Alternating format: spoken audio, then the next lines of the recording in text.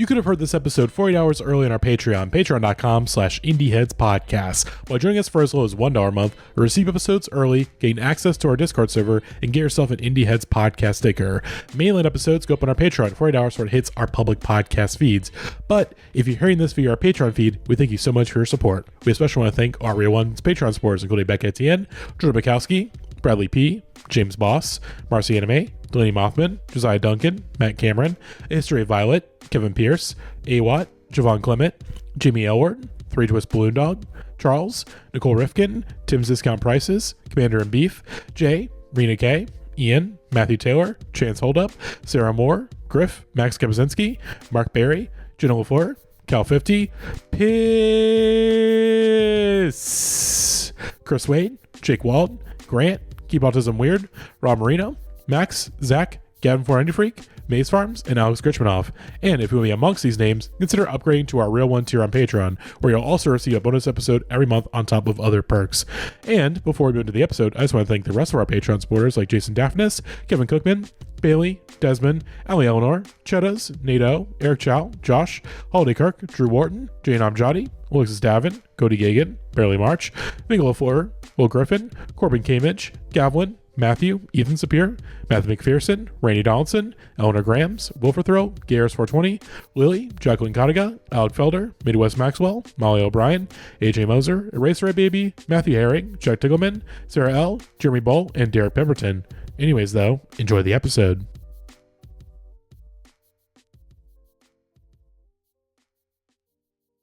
Back in 2021, we played a game that tested the mental fortitudes of our competitors as they tried to talk about Boom Boom Pow by the Black Eyed Peas for as long as they could.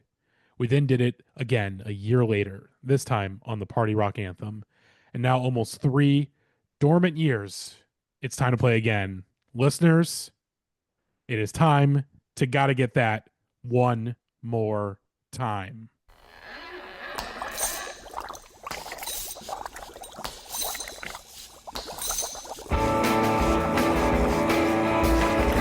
Hello, everybody. Welcome to a special edition of this podcast. I am your host.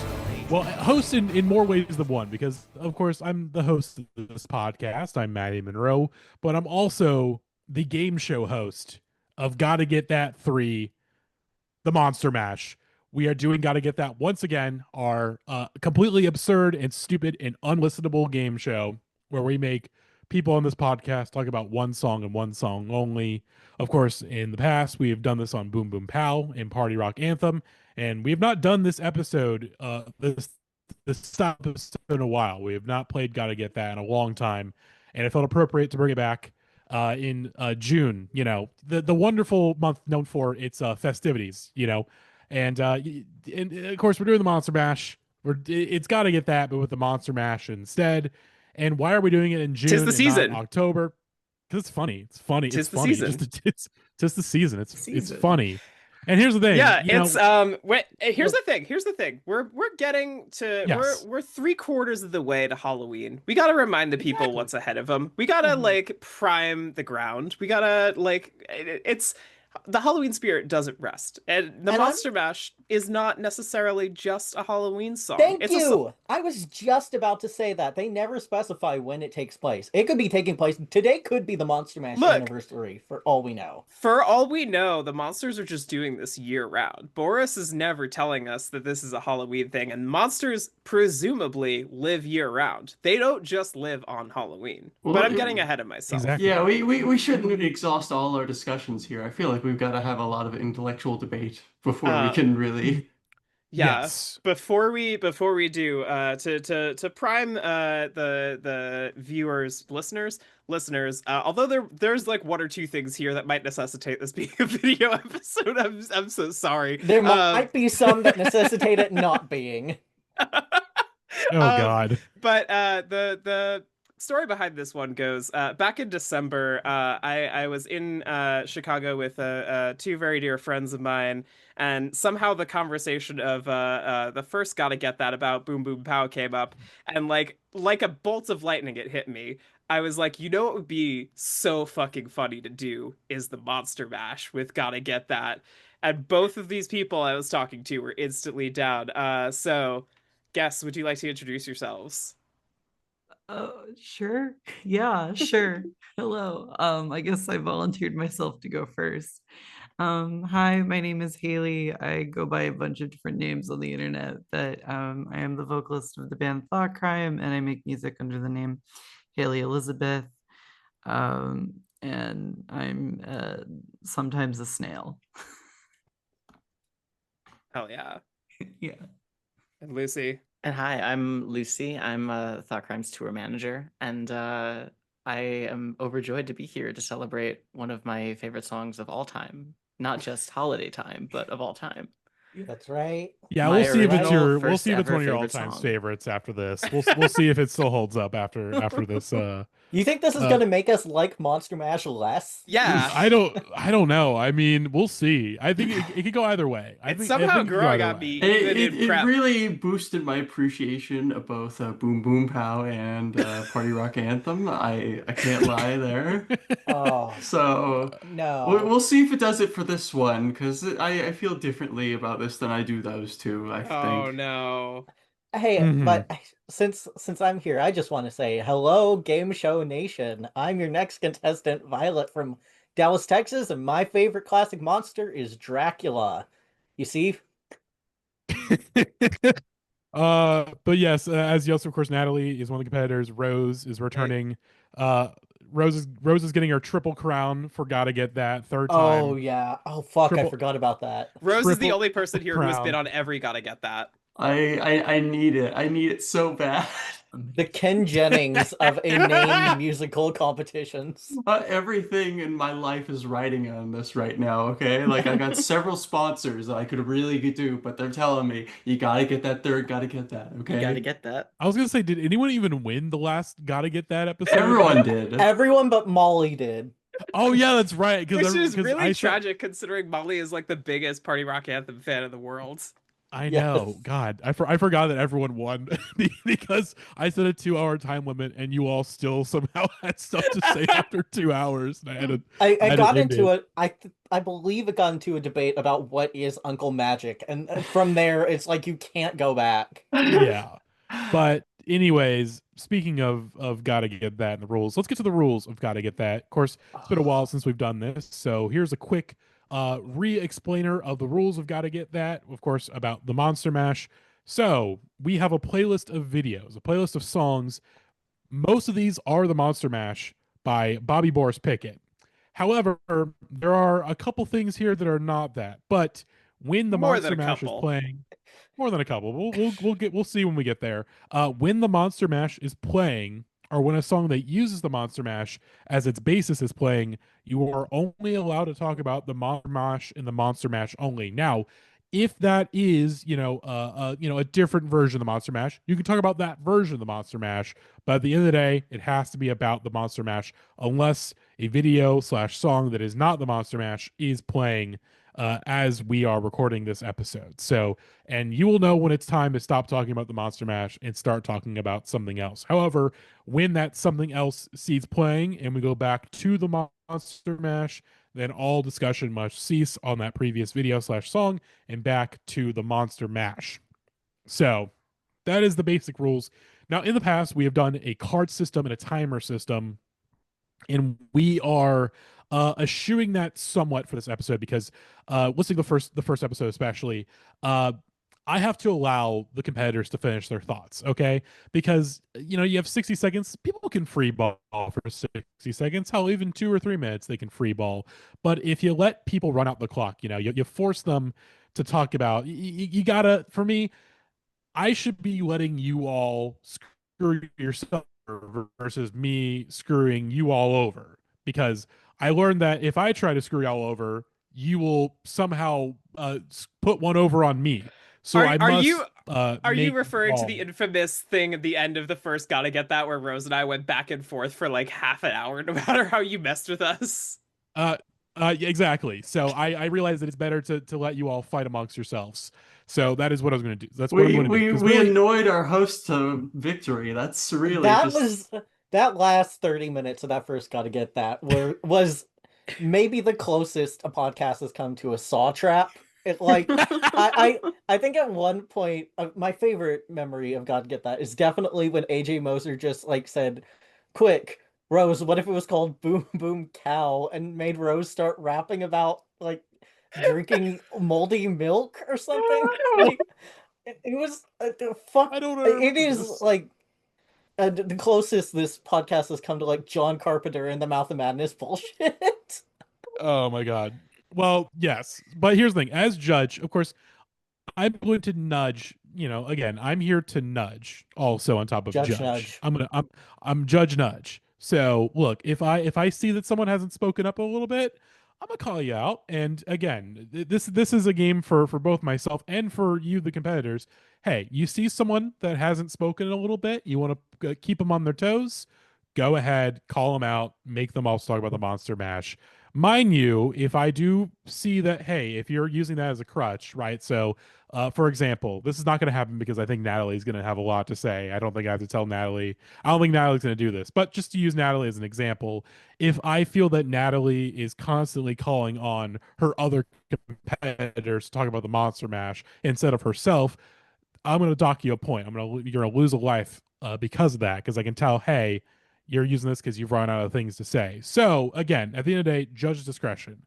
So if you hear this sound effect right here, hear the lightning, that means that you have lost a life. Everyone in the game gets 2 lives. Okay, so if I see you and you're not talking about the Monster Mash, or if I say, hey, get back to the Monster Mash, and you do not get back to the Monster Mash, you're going to hear that sound effect, and that means that you have lost a life. And if you're eliminated from the game, you're going to hear this. You're going to hear the life. Well, I tried to find something else that was. I really tried. I was looking up fireball sound effects, just something that could be used as a life loss. But it didn't really sound good to me. So we're going to stick with the old thing, the old elimination. So lightning means a life lost. You only get 2 lives. So make sure to keep your focus on the Monster Mash. And just like the last episode, there will be a 2-hour time limit for the overall match. So hey, we actually might end up in a case scenario where nobody has been eliminated from the game. But again, this is why I want you all to screw each other over instead, because I realize I can't do that, but maybe you all can. So, competitors, are we all ready to get that? You gotta mash it. We're ready to mash it?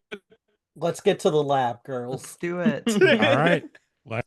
Let's fucking mash it. So for this first one, we are going to put a soft timer on everybody for this first little round, 60 seconds each, just to introduce yourselves and talk about your connection to the Monster Mash. So, but after this, it is pretty much free reign. I'm going to keep a timer going. I'm going to nudge things as I see fit. So again, first team, 60 seconds each. Introduce yourselves, talk about why you're here and why you're talking about the Monster Mash. And then from there, the game will fully begin. So, competitors, let me get the playlist ready to go and pulled up. Let me turn on the shuffle. Make sure that shuffle is turned on. I should note this first version has an extended intro because, like the first Gotta Get That, where we did the full version of Boom Boom Pow, I think having a lead into how the Monster Mash was first presented to the public is a beautiful thing. Yes. And so once this intro ends and once the song begins, that is when I will start the 60-second timers for each competitor, and then we will get into the competition proper from there. So, we all ready? Let's mash it. I was peeking up here. Are you male or female? Male. Uh-huh. I've been looking at you for about 45 minutes now. Can you... This is someone who looks like they're wearing... Would you unveil yourself there? They look like one of the trash humpers. Yeah, trash humpers. I can't tell if that costume is racist or not. Also, it's 69. It kind of is. Somebody is going to say, take Not the the first mask time off tonight. We'll have to inside talk now, about that. We're delighted to have you all with us. Oh, Looking awesome. good. Let's Great. turn back to the man who... the man who went with a craze for monsters long before... Come on, down, boy. Got long claws there. Ladies and gentlemen, back for the second go-round and the one that was so popular not too long ago, a thing called the Monster Mash. Ladies and gentlemen, again, Mr. Bob. All right. The timer begins. Natalie, 60 seconds on the clock. Introduce yourself. Talk about why you're here. Hello. It is me, Natalie, again. Monster Mash is a very interesting song for me because I never really had the kind of like connection affinity to it that somebody like, say, Violet has. Monster Mash was always kind of like one of those songs that I would perpetually be able to count upon in certain settings. Like any Halloween party I went to as a kid, yeah, Monster Mash is there. It's kind of like a certainty. It's like death, taxes, Monster Mash. That's what it is. That's what it's all about. And so I never really particularly paid close attention to the lyrics or to any of the like thematic constraints of it until like getting into adulthood and hearing the song again in its own context and being like, there's a lot going on here. I know it's like a lot of referentialism, but there's a lot of like little weird things, like throwaway lines and little ideas that are never really expanded upon. And like, it's just a strange novelty hit that also just leaves so much negative space. I feel like novelty hits in general kind of go in that space, but Monster Mash especially just kind of has that space where it's like, you'll get a little glimpse in what's happening in one monster, and then as soon as you get that, you're like pulled to something completely different. It's kind of beguiling. Like the more I've been listening to it in prep for this, the more Rose, Hello. your take on the Monster Mash. Let me just tell you now, I am here for the title. I don't care about this song that much. I truly like. I don't have a strong opinion about the Monster Mash, so I've decided today that I'm going to be giving constructive criticism and I'm going to be suggesting updates to the Monster Mash. We will be looking at many different iterations that we could be doing on the Mash to really make it popular with the kids again. I think it's time for a Monster Mash for the 21st century. Can you believe in a better Monster Mash? Because I can. Is that 60 seconds? Come on. Keep going. Sure. No, keep going. Keep going. Okay, I'll keep going. Well, I'll just tell you, there's at least 5. I don't want to give them away, but the third one, well, you're gonna go crazy for the third one. I don't want to reveal this stuff. It's how fucking long is this? This is like I'm not. All right, I'm gonna put you out of misery. Violet, go ahead. Your take on the Monster Hello, Mash. everyone. My name is Violet Willow Wilkes. You know me from the Indieheads podcast, and I am here to say that I love the Monster Mash. We are listening to my first ever favorite song from when I was a child. I had an animatronic Frankenstein that if you pressed his leg, he would move his little shoulders and flap his little mouth open and lip sync to the Monster Mash. And I loved this guy. This was basically my childhood teddy bear. And every Halloween we'd get him out and I would dance to that little section of Monster Mash. And we had a Christmas album with Bobby Boris Pickett's Christmas song, Monsters Holiday, which I don't think we'll be listening to tonight. But as a kid, Bobby Boris Pickett and the Monster Mash were basically just like a fucking I Want to Hold Your Hand by the Beatles. And that level of infamous to me. It's just a song that has basically permanently ingrained itself. Like everyone you could see like behind me, I have Dracula bed sheets and like Wolfman posters, and I'm wearing a Universal Monster shirt and matching All skirt. right, Hayley, Monster Mash, your take. Oh, hang on a second. All right, we're gonna quick pause on the Monster Mash. Our first. Our first change. I can't believe this is a second. Okay, we're gonna take a quick pause. I'm gonna pause on the timer for a second here. Violet, what the fuck is this? This is a video that was removed from YouTube yesterday. I discovered this. Yeah, we watched this on the Hallow stream, but Natalie messaged me yesterday and said, holy shit, Violet, they removed this video from YouTube.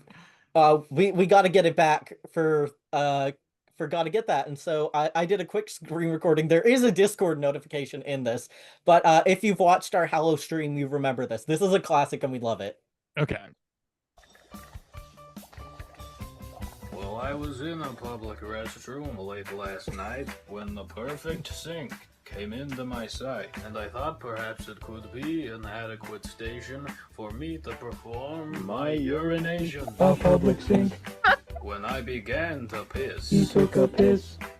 it filled me with great This is a bliss. great cousin to Plunger. Because you'd never He is think kind of A doing public a sink. pretty I was decent pissing in a like public sink. Boris I Karloff type voice. It's not great, but he's trying. That's That's what I'm saying. It's like, again, it's just enough effort that you're like, wow, that's pretty okay. Oh, hi, Rose.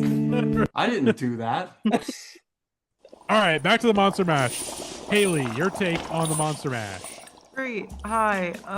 So I kind of have a similar connection to the Monster Mash, I would say, with Natalie, where, it's kind of a thing that I would hear yearly.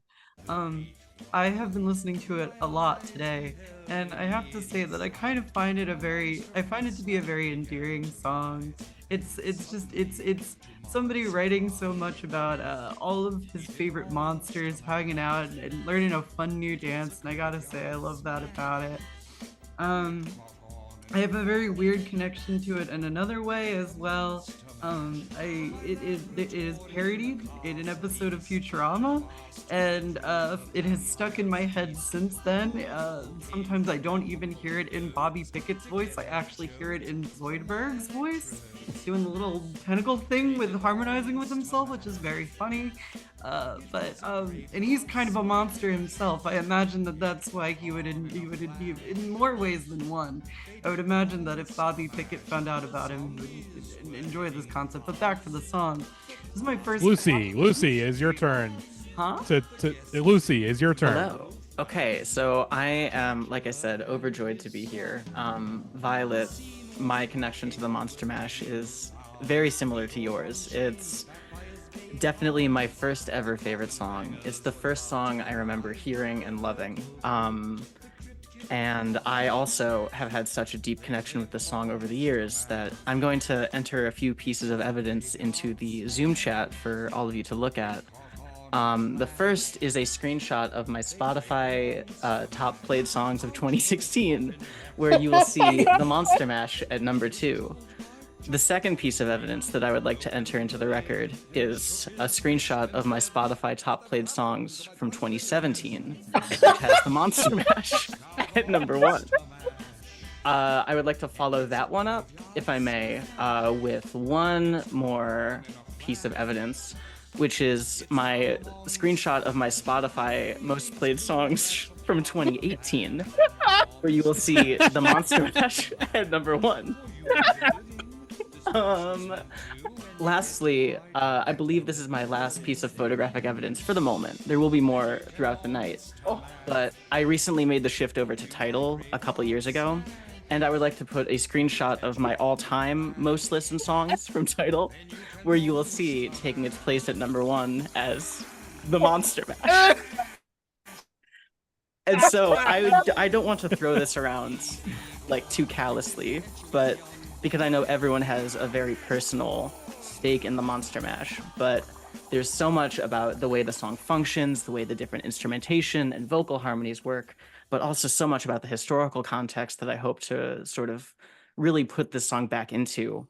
And I don't throw around the word expert that much, but I think I am qualified to say that I am an expert on the Monster Mash. And I'm excited to see how far that takes me tonight. Yes, and if that's the case, the games have fully begun. Lucie, you're already talking about it. Keep it going. Okay, sure. So like I said, I'm really interested in sort of the historical context surrounding the Monster Mash. There's a couple factoids I would like to just sort of set up, because I think that it is, it's a parody song, it's a novelty, but it is such a relic of its day. The way it's mimicking, dance songs like the Twist and the Mashed Potato. But more than that, I think it's really responding to a lot of current events going on.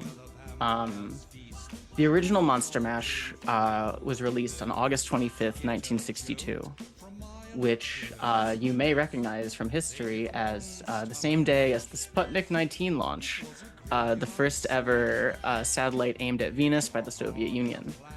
The Monster Mash charted for the first time later that year in October, from October 20th through October 28th.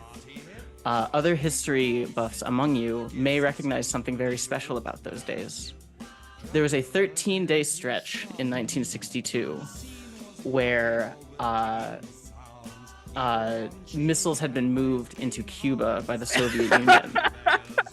The Monster Mash's first spot on the number 1 chart was the last 8 days of the Cuban Missile Crisis. So I would just like to sort of let you imagine something for a moment, if I will. So you have been in a bunker for 4 days. You were panicking, you were stressed out. You turn to the radio to get some news to find out if you were going to live or die that day. And instead, you hear a new song that you've never heard before. Does it make you happy? Does it give you the calm that you need to get through the crisis that is happening all around you? It's something that parents and their kids can all bond over. Maybe grandma is down there and she can tell you about when she saw Frankenstein in theaters. I just want to bounce off of this to say that this make perfect sense. As somebody who just first watched the movie Threads, just imagining somebody in like a tense nuclear standoff, just turning on the radio and listening to a goofy little song about monsters doing their thing. I see it. I see the vision in this being a form of relief. I also think that this also, to me, makes sense as if we... I keep parroting this, but like the idea that culture acts in like 30-year waves of nostalgia. If you think about 1962, that is about 30 years removed from the big boom of Universal monster movies and like the birth of like Dracula on the big screen, Frankenstein on the big screen, King Kong on the big screen.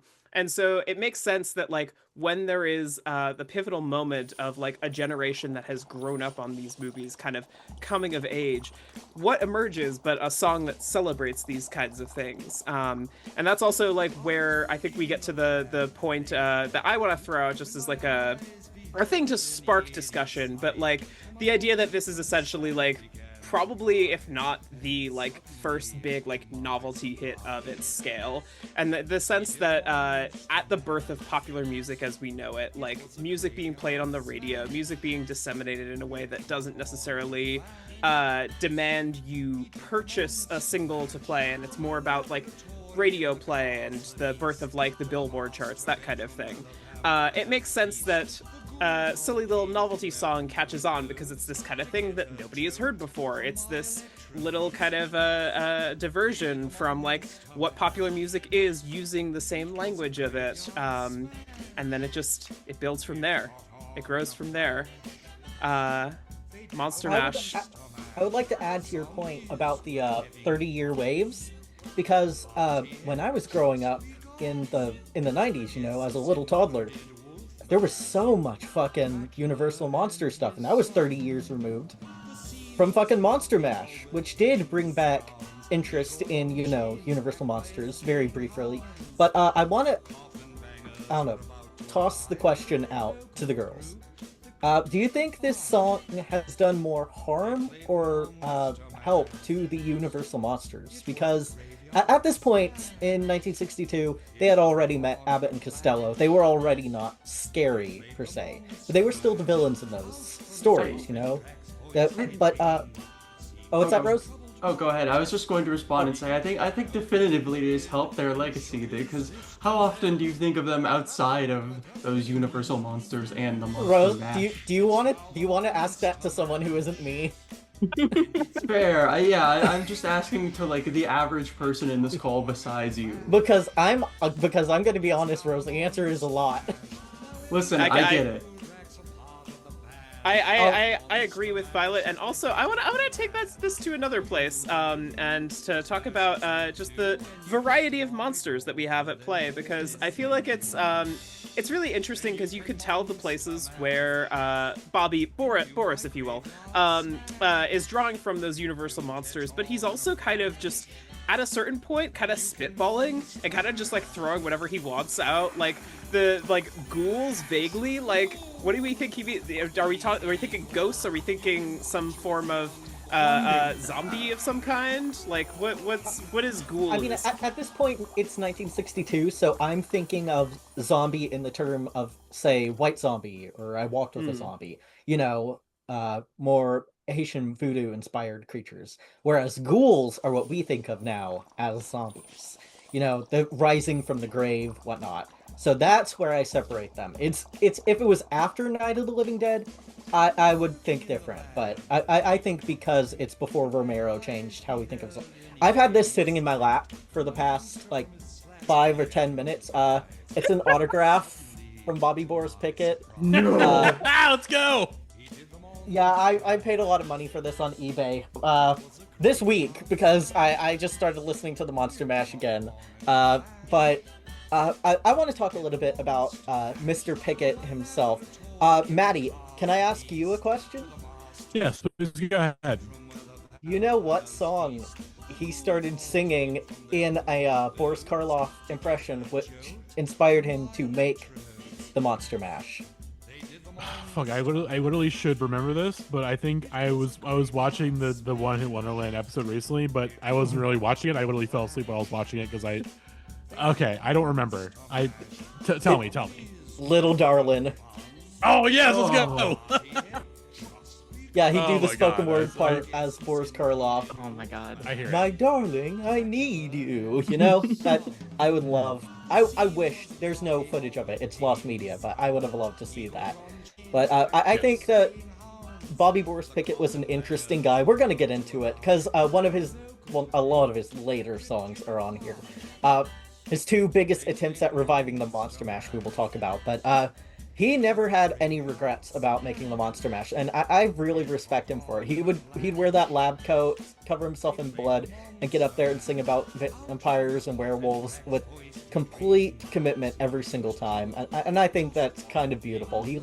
I see him as an inspiration, and that's why I think I love the Monster Mash so much, as someone who was once a spooky little kid. Does he actually mention the werewolf in the Monster Mash? I feel like This included the Wolfman. Wolfman, Dracula, and his son. Yeah. How do you all think Dracula's son is? Like, what's his temperament? Is he an annoying little shit? I mean, I've seen Son of Dracula, and I don't remember much of it, but I always took him to be like a Dennis the Menace little shit with just like a Dracula temperament. Like he's just playing like vampire pranks. Okay, hang on. Rose is distracting you. Let's bring it back to the Monster Mash. I'm not distracting. This is about the Monster Mash. The Dracula son Dracula's is at son. he He's is at at the Okay. Monster Mash. Dracula Fair, and fair. his Monster son Mash. is a line. Okay, fair. My He's bad. at Monster Mash. Dracula's son made it to the Monster Mash, but the creature from the Black Lagoon, the Mummy, and the Bride of Absolutely. Frankenstein did not, and that's bullshit. Well, I think that's nepotism shit. I think that's something that's really, really interesting. So there's also like the little tongue-in-cheek joke here where he's doing the Boris Maybe it's a Karloff stag impression, night, but, like, and that's why the bride isn't allowed. so I mean, you yeah, know, it does. there's the Judging- Wolfman and then Dracula's son and Wolfman are both Lon Chaney characters, correct? That's true. So yeah. it's and then there's also, you know, the way that Boris Karloff shows up in both Frankenstein and the Mummy. So there's like a lot of redundancies here that I think is really interesting, and that like it's interesting that not only are there all of these monsters that are included here where there's redundancies in the actors, but I think he is saying just as much with the ones that he leaves out. You mentioned the creature from the Black Lagoon, but other than the Mummy, all of these monsters here are very, you know, Eurocentric characters, and I think that is something that's really interesting to me. Now, hang on a second. I want to counter this with something. What's the very first sound you hear in the Monster Mash? It's the sound of like bubbles. A cough. Perfect. Yeah. The coffin opening, and then the creak, and then the bubbles. So that's an interesting thought, because it's like, what are the bubbles in this case? Like, you could take it to be like an alcoholic thing of some kind. Well, but the like, narrator implies himself to be a scientist of some Yeah, sort. I was thinking so- like some kind of like thing in a beaker or something like that. Like Yeah, I was Okay, working that's- in my lab. I mean, Dr. Frankenstein has all of these things on the hot plate. He has all of these beakers and flasks and everything boiling. thank you for getting very me back busy on man. point. For a moment I was going to posit that there was some kind of like they were in the creature from the Black Lagoon's like humble abode, like he was just hosting them. But that would require all these monsters to know how to breathe underwater. I would allow that. Maybe he's chilling in the moat. I personally believe that they are at a hardcore show, because that's why there's only boys there. Is because listen to the lineup name. There's the Coffin Bangers and the Crypt Kicker 5. All I'm saying is like this is clearly a hardcore show. And It's they're having a boys' rockabilly night. or it's Yes. folk punk. Yes. Yeah. Yes. Crypt Kicker 5, okay, so this morning I was like running through my mental Rolodex of what the Crypt Kicker 5 could be. Because like, yeah, they could be a psychobilly band. They could be just like straight like surf punk band. I think the way that he's writing about them in the song and the way that the backing vocals are there, he's implying that they're like, he says vocal group. So that to me like reads as a reference point to something like Andrew's Sisters or something, where he's like explicitly being like, here's like the doo-wop like backing singer like group that is backing me, Bobby Boris Pickett. I mean, the vocal harmonies are so reminiscent of other girl groups of the day. I think that's what's so interesting. And that is, I'm glad, Rose, that you mentioned that it's all men monsters. I think so. I don't know. I noticed that as well. Where's the Queen of the Damned? Where's the Wasp Woman? The Brides of Frankenstein and Dracula? His party is like fathers and sons and male doctors and wolf men and manservants, and in the ultimate act of stripping woman from the equation of life, the man-made man, Frankenstein himself, It's almost like there's like a certain like, it's almost like an erasure poem of what it is to be. Are you accusing Bobby Boris Pickett of monster misogyny? Misogyny. Yeah, way to deliver that line, Violet. That's okay. Now I'm like, what about the gender politics of the monster mash? Yeah, it could just be like the guys getting together. It's an like, orgy. the yaoi of monster mash. Let's open this text. Listen, I'm a little interested in some monster year, if I had to say the least. I mean, hey, what's... Oh no. How are we not talking about the monster fuck tonight? I don't know. Like, is that not on the playlist? It is not. Oh, it isn't? Hell? Oh, well, no. I have the next best thing actually pulled up, but continue your discussion. Oh, awesome. So I do agree. The monsters at play are very...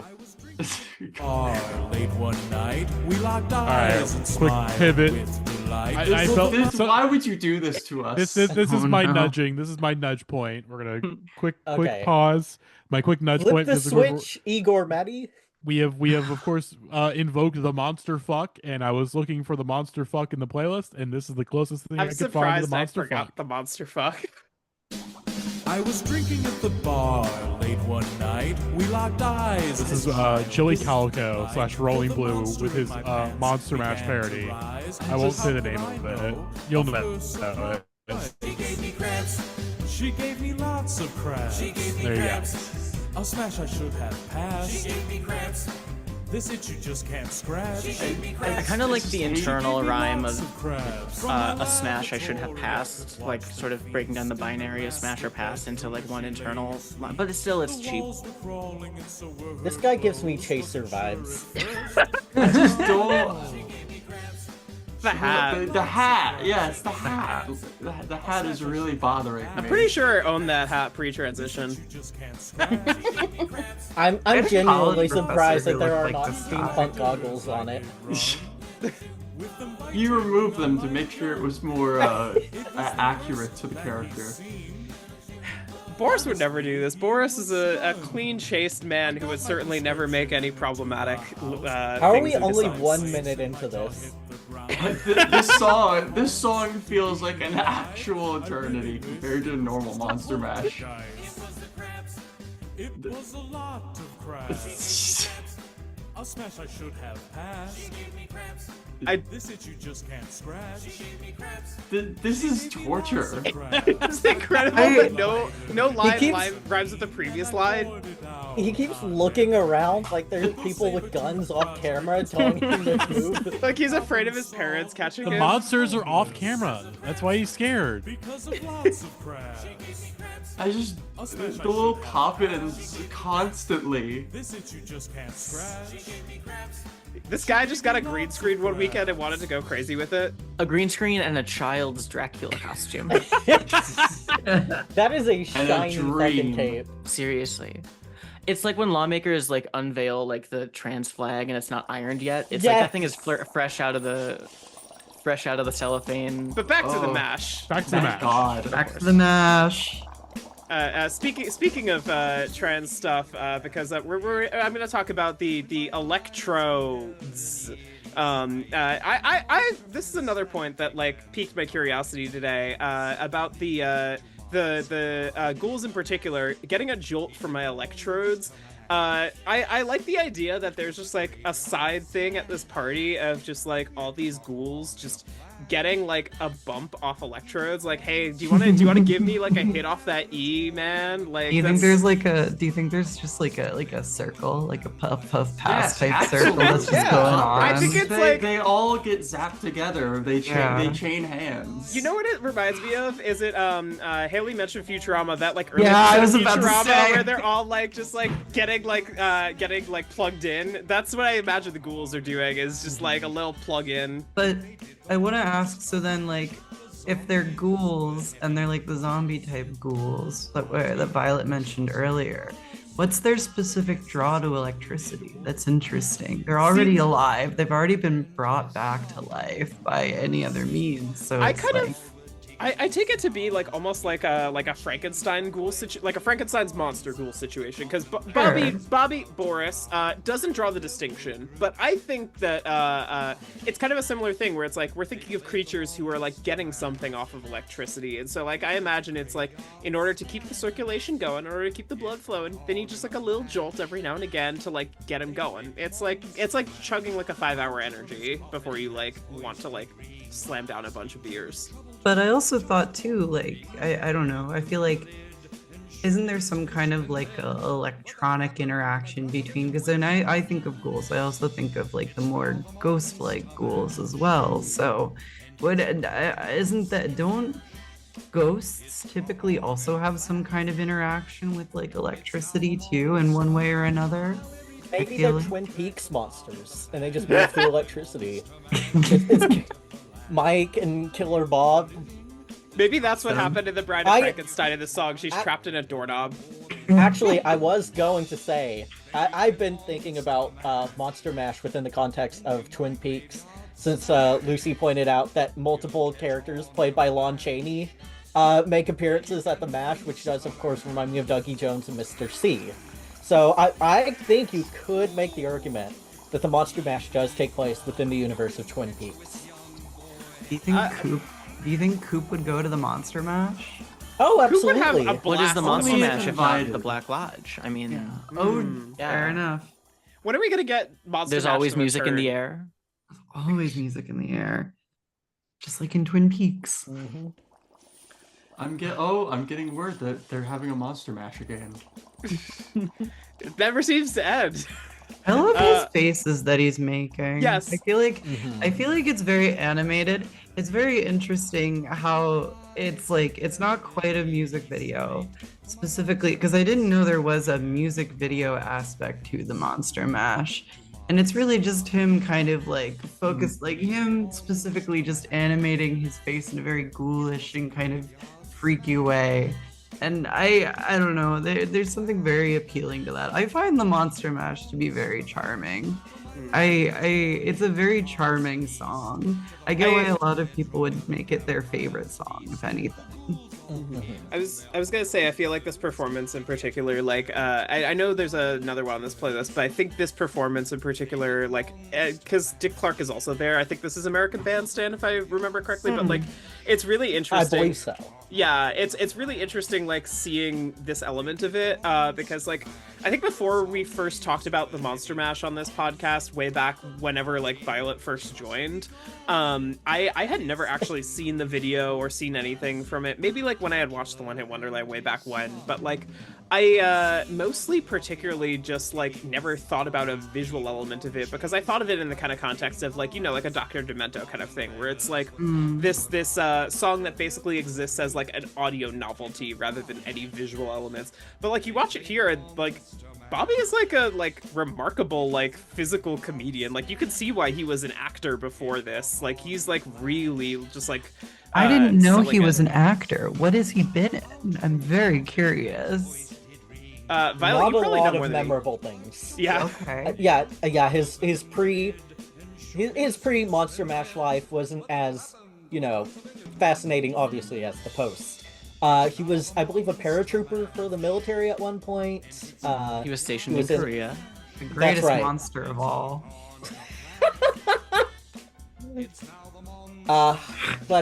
He basically it was little nothing parts until the mash. Natalie did mention that he was on American Bandstand, of course. They, of course, made trading cards for every performer to ever be on it. Bobby Boris Pickett has one. Here it is. There Wow, he is. you were showing it Oh my God, earlier. okay. Oh my god. Holy Yeah, Actually, this is my second one. The first one, my twin brother got for me for Christmas, and then I lost it because I used it as a bookmark. And I technically actually have two now. But that being said, I do want to talk a little bit more the fact that Monster Mash is kind of an ethno-state of a party, in that it is all male, European-centric. Matty is doing a face like he wants to die. It very, Western monsters. Godzilla does not make an appearance. I was about to ask, what other monster? Yeah, Coffin what? Joe does not appear. King Kong doesn't appear in this one. Yeah, Kong no doesn't even appear. Godzilla, Sasquatch, Loch Ness, none of those classics. There are no goblins. There are ghouls and zombies. Their consciousness remains to be determined. But this song does eat Jay-Z's lunch, as we all agree. But Jay-Z's monsters not worth shit here. Let's be real. We don't even know what they were doing, if they mashed or not. But the fact that I want to bring up is musically, I think we've talked about the fact that the harmonies on this are actual slappers.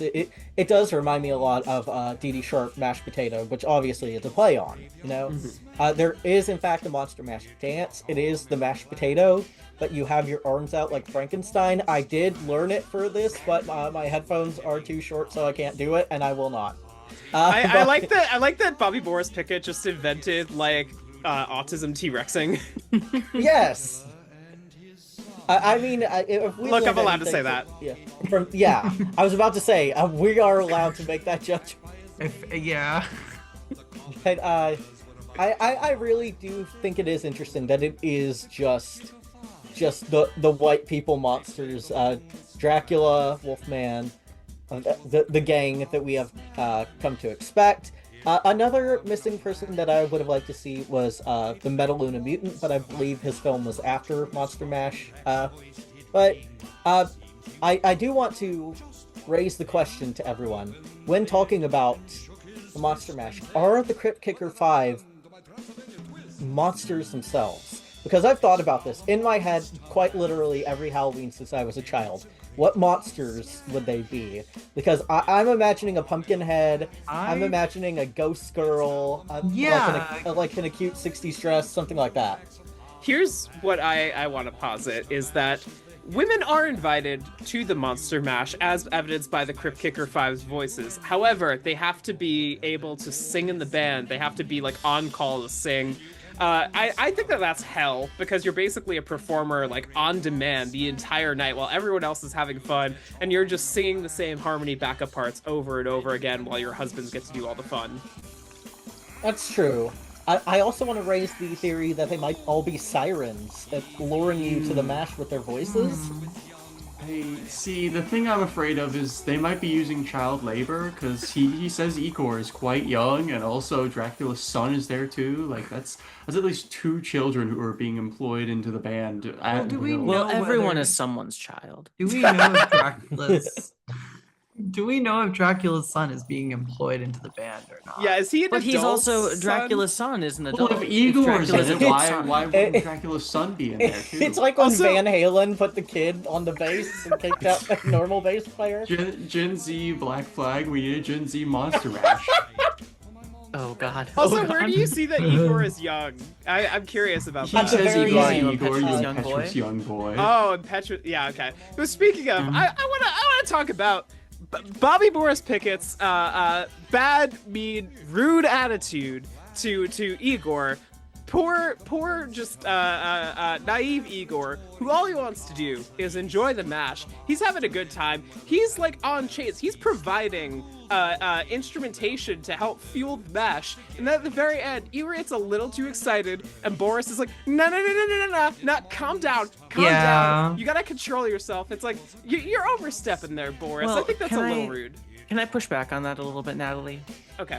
So I think there's nothing more true to the source text of, I mean, we're talking about the Universal monsters, but it all goes back to Mary Shelley's Frankenstein. And we can also see this in the Universal Frankenstein as well, where that is Igor and Dr. Frankenstein's relationship, and it would be almost in poor taste to do any sort of adaptation that does not sort of center and focus on that troubled dynamic, Mm-hmm. At least in my opinion. Yeah, I'm playing that. I understand looking for a reparative reading, but I don't know if this is, really the avenue for it. Has there ever been a character more misrepresented in culture than Igor? Absolutely. First off, he wasn't even in the first Frankenstein. That bitch was Fritz, He doesn't sound like Peter Lorre. Bobby, I gotta call you out for that. For all your songs where you do a fucking Peter Lorre voice. But other than that, I think he does a good representation of all of our monster friends. Aside from that, the one I don't really know if I agree with is the zombies, because it seems that they are simply having fun, and I don't know if that means they're eating brains or they're just like dancing or something. And I want to know, what do we think that these zombies are doing at the mash? Everyone else seems to have a role. Well, they're getting high. They're getting high off the electrodes. Well, that's the ghouls. I think the zombies and the ghouls ghouls and are zombies are very close in the genealogical family of monsters. Yeah, that's true. Yeah, they're probably getting high. I mean, what else is there okay, to do when you're an then you know what? undead Call a ghoul a zombie. See what happens. Oh, true. You know what? That's really ignorant of me. Well, I'm not saying they're one-to-one. I'm merely saying they're, like kind of species cousins. Okay. Yeah, like it might make sense if you're at the Monster Mash party for well, the Monster Mash party is a different thing. I think they were truly actually, Natalie, I think that's a perfect transition for something that I've wanted to talk about, and I've been looking forward to talking about this whole time. I would like to. I keep saying enter this into the record. I don't know. Sorry. I think I heard that Matty was a judge, and I was like, I'm gonna make sure I follow all protocol. I'm entering into the chat something that we can all follow along with here. I think it is one of the most troubling excuses for music journalism that I've ever encountered. It is a BuzzFeed article. I think I know exactly what you're talking about. I cannot wait. It is a BuzzFeed article from 2017 entitled, "This guy just noticed something about the Monster Mash and now I'm upset." Please follow along at home. Okay, so so I'm reading now. It's by Ryan Shockett, who is BuzzFeed staff, but what does that really mean? The classic Monster Mash. It's a Halloween classic. And then it's just, the YouTube video, picture of Frankenstein, screenshots of Twitter. This person on Twitter, Lawrence Miles, there are two people here that I'm beefing with. I'm here to red pill you. First off, let's talk about that later. You've never heard the actual Monster Mash. You've just heard a record about the Monster Mash. Bobby Pickett is a non-monster recalling an occasion when he heard monsters mashing. At best, his recording is only a rough approximation. I mean, look at the lyrics. They're talking about a song and technically a dance called the Monster Mash, which means we've never heard the actual Monster Mash. A gif of someone with a glass shaking in her hand. We've just been jamming to a song about it, frowny face. That one gif of that person taking all the pills. Like me, people were shook, and then more people on Twitter reacting to this. But the thing that Lawrence Miles and Ryan Shockett did not realize is that on the original 45 of the Monster Mash, the B-side is the Monster Mash Party. And if you listen to that, it is not so much a song as it is an instrumental track with a bunch of monsters talking over it, and you get to hear the party. So you can hear the song, the Monster Mash, that they are mashing to anytime you want. But people are just too ignorant to realize that. And I think that's another interesting thing, because I believe, there it is. Thank you, Violet. I know Natalie was talking about, the involvement of women in the recording of the Monster Mash. and how women are welcome at the party. But I don't know if on the Monster Mash party there are female vocalists.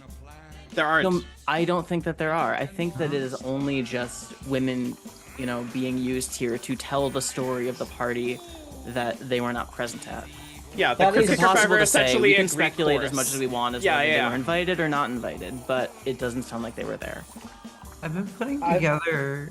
Can I sidebar? Can I sidetrack? Because we've been talking about who goes to the Monster Mash, and I've been putting together because we were talking about it modern, and I don't have something yet that would be more modern that would fit the criteria, but I have something like 80s, 90s cast of the Monster Mash, and I want to see if this floats with everybody.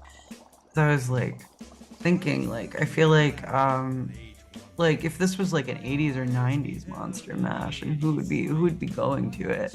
I was thinking Jason. I'm thinking slasher films mostly. I feel if Jason, it was in the 80s, it would be Jason, Freddy, Michael Myers, Leatherface, Chucky, Pinhead, the whole gang. Would the Candyman be allowed at the Monster Mash? It depends on if this version. Well, if you say his name 3 times in the mirror, he'll be there.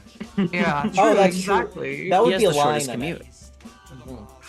I feel well, you go on. I don't want to stop you. I was gonna say, as far as a modern version, the main ones I could see there, as far as films in the past decade or so, I would say, regardless of how I feel about the movies themselves, that fucking clown from Terrifier would be there. Yeah. Megan would be there. It's not the clown.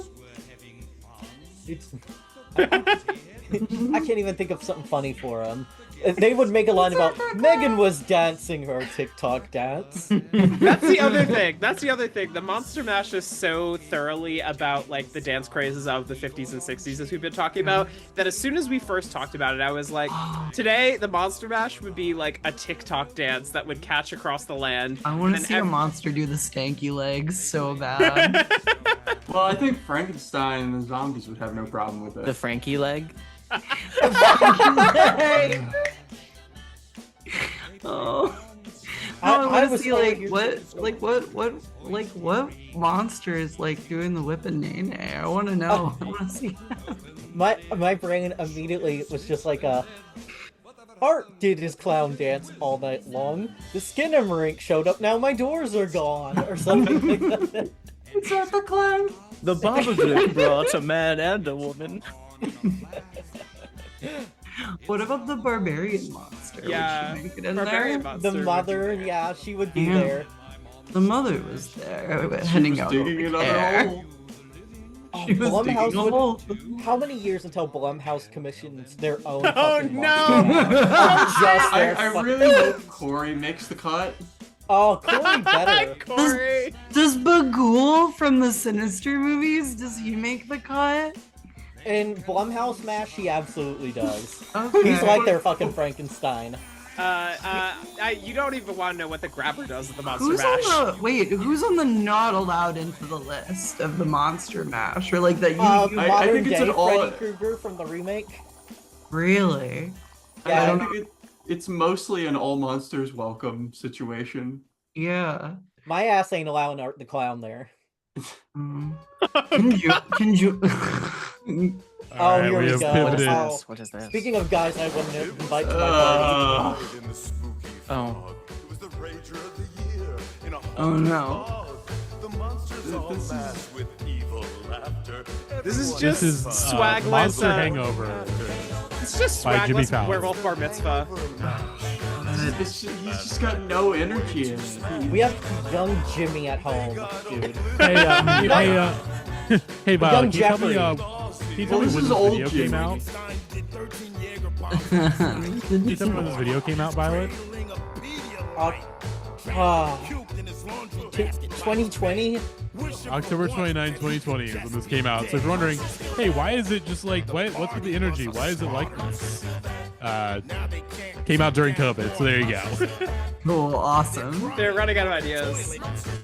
There's a certain desperation that happens when a comedy show is we should just do a Monster Mash parody. It's there are truly no ideas left.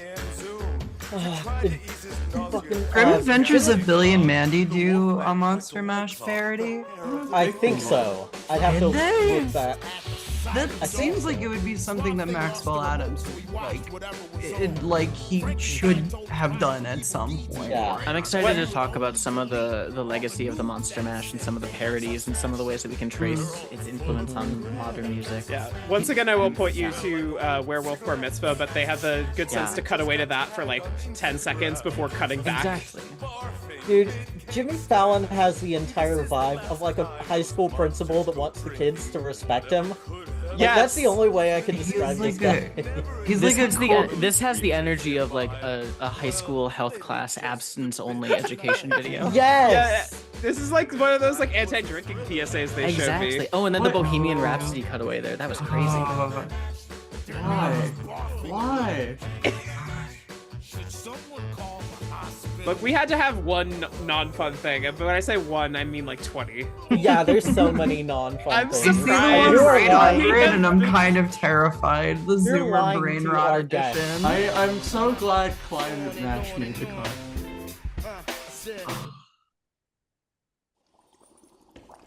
And so we begin. All right, back to that. We're back.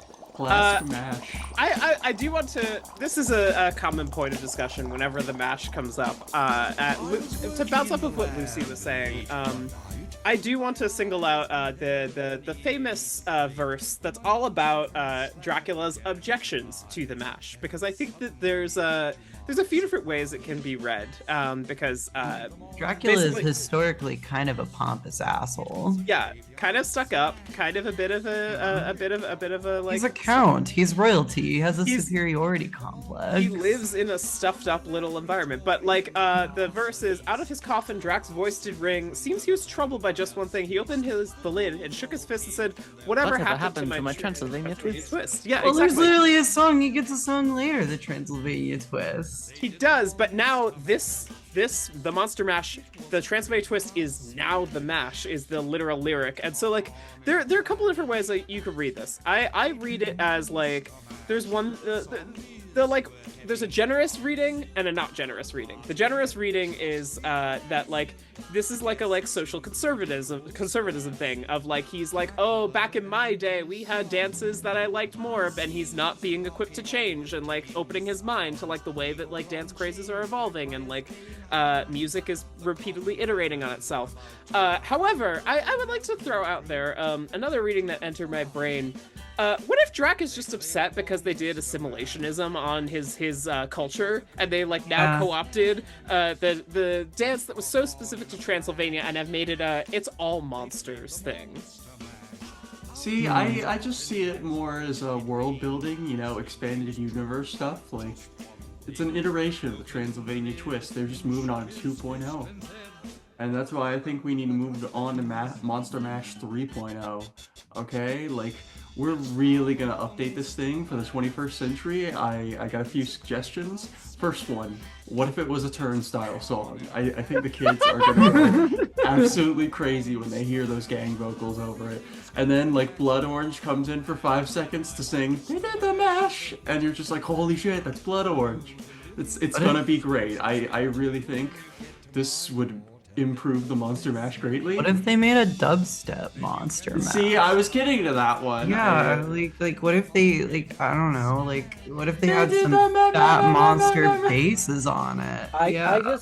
I don't like this idea that the Monster Mash isn't perfect as is, because no, that's not what I'm saying. I'm not saying we need to replace it. I'm just saying we need a new Monster Mash to get the kids excited. I think also there's a lot of love in a remix, I think a lot of people choose when they want to remix a song, they choose it because they love it and they care about it. And I think I would be overjoyed if I heard a Monster Mash like really like down tempo, kind of like old well, you know what? Like dubstep, UK, whatever. I'm not gonna get into it because I don't want to overthink this. But that being said, I agree. I agree with Rose. I would like to envision what a modern Monster Mash could look like. Well, I think we keep saying am the very model of a major modern Monster Mash. Jesus fucking Christ. Holy shit. Jesus What? We Wait, keep Christ. saying 21st century Monster Mash, and we've circled around it. I think we should just say it. We tiptoed. We mentioned it very briefly. Like, I mean, what is Jay-Z's verse on Monster if not a modern Monster Mash? Like, it is like it's but like that's the thing about the original is that it's really hard to replicate this song for the 21st century because the party is just worse. Like That's true. Jay-Z describes like what do these things all have in common? They're not even having fun. No.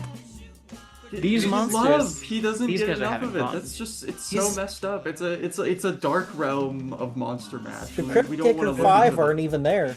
No, not at all. These ghouls have no conscience.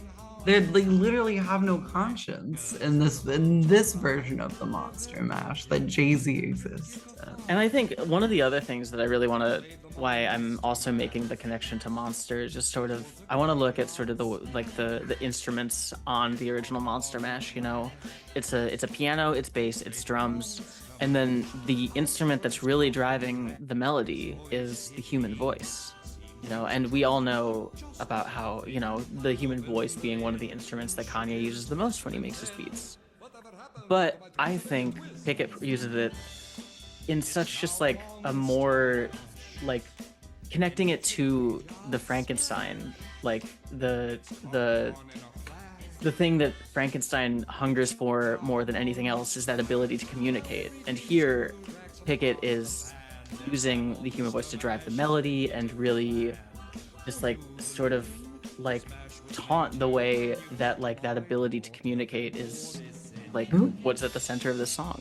Who was the band on this song? Out of curiosity, just in general, who were the people who like record? Was it all just Bobby, or were there like other people that were? No, there were recording? studio musicians. I don't know them off the top of my head, unfortunately. Yeah, But, there's a couple of people credited on the Genius page. Okay. Mostly just Ricky Page did the backing vocals is all I could see. Piano by one Leon Russell. Okay. Leon Russell? Yeah. Damn. Who's that? Interesting. No, probably off topic. Never mind. But I want to bounce off of Lucie's point and say that what's more interesting to me is the in-universe, the in-lyric instrumentation on this song. I just keep envisioning like what this sounds like.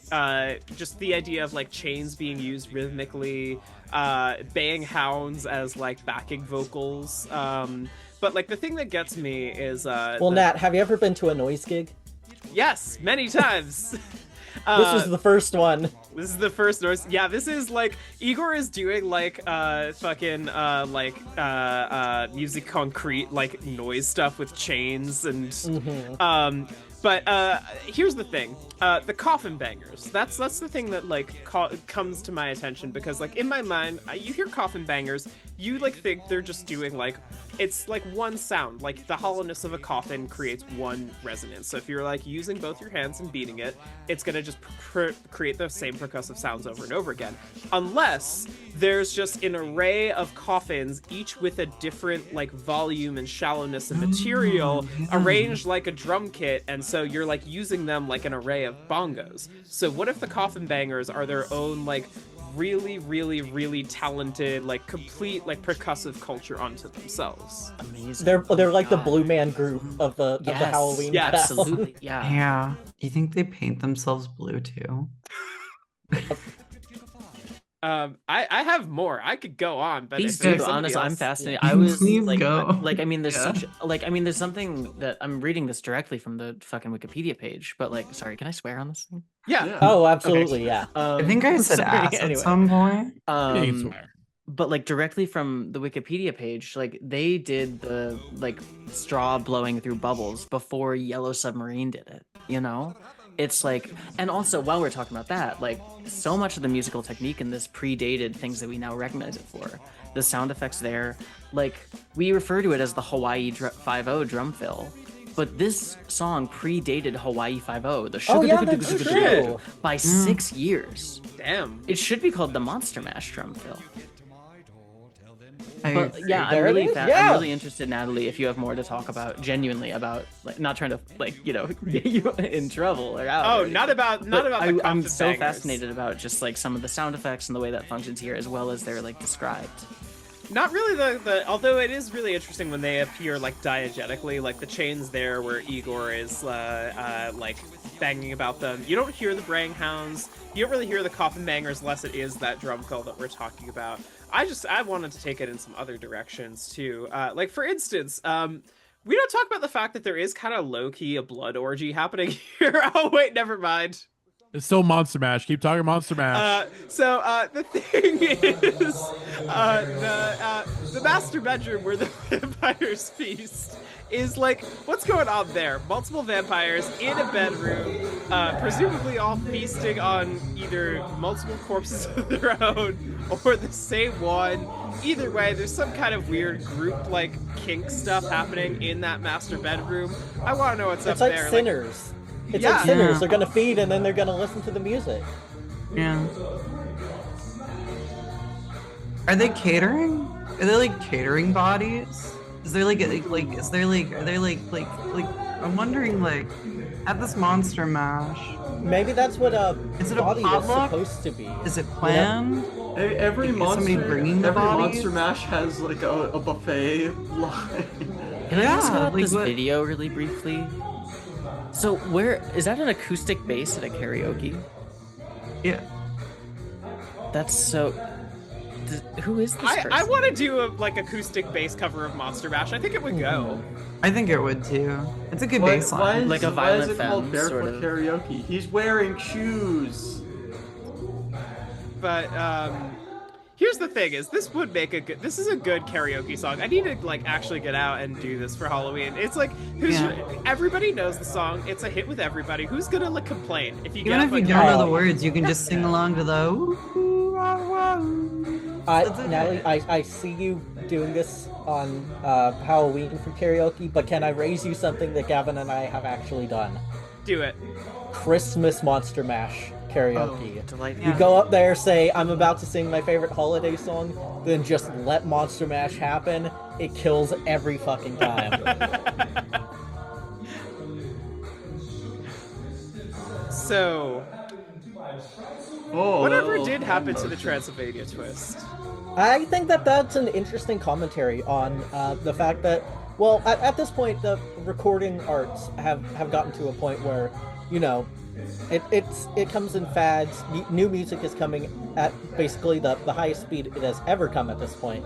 The Billboard chart started at actual like Hot 100 in 1958. So at this point, it is not even a decade old, or 5 years at that. I don't remember if this is 62 or 63. It's 62.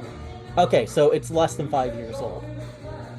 But so all at once, you're getting all of these kind of dance songs, like the Twist and the Mashed Potato and the Locomotion. You're getting all of these songs all at once, telling you different dances. So I think that that's kind of a fun little commentary on the fact that these dance crazes are coming and going at such a rapid speed that now it's the Monster Mash instead of the Transylvania Twist, like it was the Mashed Potato and the Twist and whatnot before. Thank you for pointing out the Locomotion, because I forgot that that's a great like. Oh pull no, here. we can't. Like We talked about this one on the nastiest episode of this podcast we've ever done, and I'm just gonna let it play because you gotta hear the first line of this. I'm so sorry. I'm scared. I was masturbating in the lab late one night, dreaming about a pussy that was super tight. When So suddenly, this is Blowfly. to my surprise, All of his songs are like this. appeared with fucking shit between her thighs. Snatch. She had a monster snatch. A monster snatch. You want to keep talking about the Monster Mash? This is Come on. so. This is really interesting, and I feel like there's something so like. Had a monster snatch. I was gonna say I've never heard anything like this song in my life, Monster Mash by Blowfly, but I have, and it reminds me so much of the Afro Man Christmas album. And there's Oh, something yeah. about like a lot of the ways that like this already parody of other songs are so subject to parody themselves. I think there's probably something about how formulaic they are, but also just like how the parody becomes more recognizable than the original, you know? Yeah, that I album agree. art? Is that What's like that? album art like riffing on like the London Calling Elvis art? Yes. The monster. Yeah. Yes, it is. Awesome. But he forgot to put it in Rules. black and white. But I find this really fascinating because we've talked about Monster Mash misogyny, and this is like the final. This is Elden Ring when it comes to a triple M.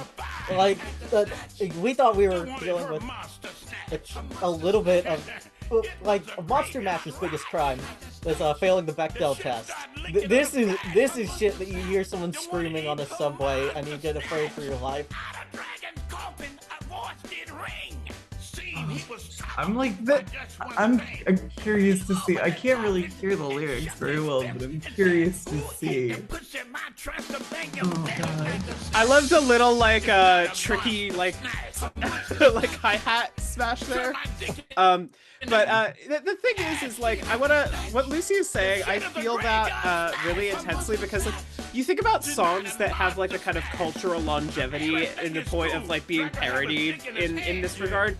It's almost never like big famous hit songs that have like an enduring legacy, like or not like big famous like purely sincere songs, like not just songs on the basis of their songwriting. It has to have some kind of novelty to it in order for it to like live on in this way. They're songs that like are so airtight but also so malleable in terms of the actual like construction of the text, and that's kind of what Monster Mash is to me and why like we see so many of these, because like the text itself is almost kind of like something that a lot of people see as a way to keep rewriting. We're getting all of these at once. This is crazy. The shuffle is being very kind to us finally. Are we still talking, or are we? I mean, I'm just gonna say, I'm sorry about this one. This was a me find. I think this only has like 50 views. I was sitting on my toilet late last night when something felt not quite right. From the bowl, a smell began to rise. I lifted my leg, and to my surprise, I did a dump. I did a monster dump. The monster dump. It was the fact that there aren't weeks. children's bath toys in the back. It came No out music. with a splash. I forgot what this was. I was looking through the thumbnails and it was like, what the fuck did I add on here until I watched it again? I was like, oh yeah, this is a Violent 5. Also, this is the most football hooligan a man has ever looked. It looks very familiar to me, but I think that's just that's what it is. They did a real big dump. This is such an interesting video to have come out 7 years ago. Out with a splash. They did like this feels so like early aughts or like late aughts, early teens to me, and to be like fully 2018. That's so interesting. Oh, thanks. Oh, and the flush. I'm sorry. That one was nasty. All right, back to the Monster Mash. Back to the Mash. Yay! But I'm glad you singled out the locomotion. Is what I was gonna say, because that's also what like the vocal harmony in the background reminds me of. Is a lot of that kind of like the steady like rhythmic like wow, like just thinking about that. One thing that I was gonna say, Hayley and I were messaging earlier today about this. Where? Because we talked about this. Bobby Boris, he is the figure narrating this tale, this story, and he's doing the Karloff impression thing. But who do we think he like the lab? Like obviously to me that reads he's in like a Victor Frankenstein type situation, but like where does Boris fit within like the narrative of these like monster stories that we're talking about? Is he just like a rogue figure who's like the party organizer, or is he a Frankenstein like scientist in and of himself? Is he a like lost Frankenstein that maybe we just don't know about? I mean, there's something about when you look at like. So I think functionally in the story, I mean, it's his house, right? So he is like playing the Victor Frankenstein role where he's having this party at his castle. But when you look at all these different like properties coming together, you know, you have Dracula, you have the Mummy, you have Wolfman. Also, it's really interesting that he's doing, like, he is a Victor Frankenstein character, but his impression is so clearly like the Boris Karloff Mummy. Without being like mentioned at all. That's, you know, brief aside. I think there's something about the way that he's almost dare I say, like stitching together all of these different disparate monsters into one single party, into one story that sort of functions as a Frankenstein's, like Dr. Frankenstein himself, you know? He's sort of connecting and weaving together all these different things into one monster party anthem. I definitely agree with that. My own theory was I had two theories on this, both of which I don't think are as good as Lucie's. But my first was I'd called the Ethan Winters approach.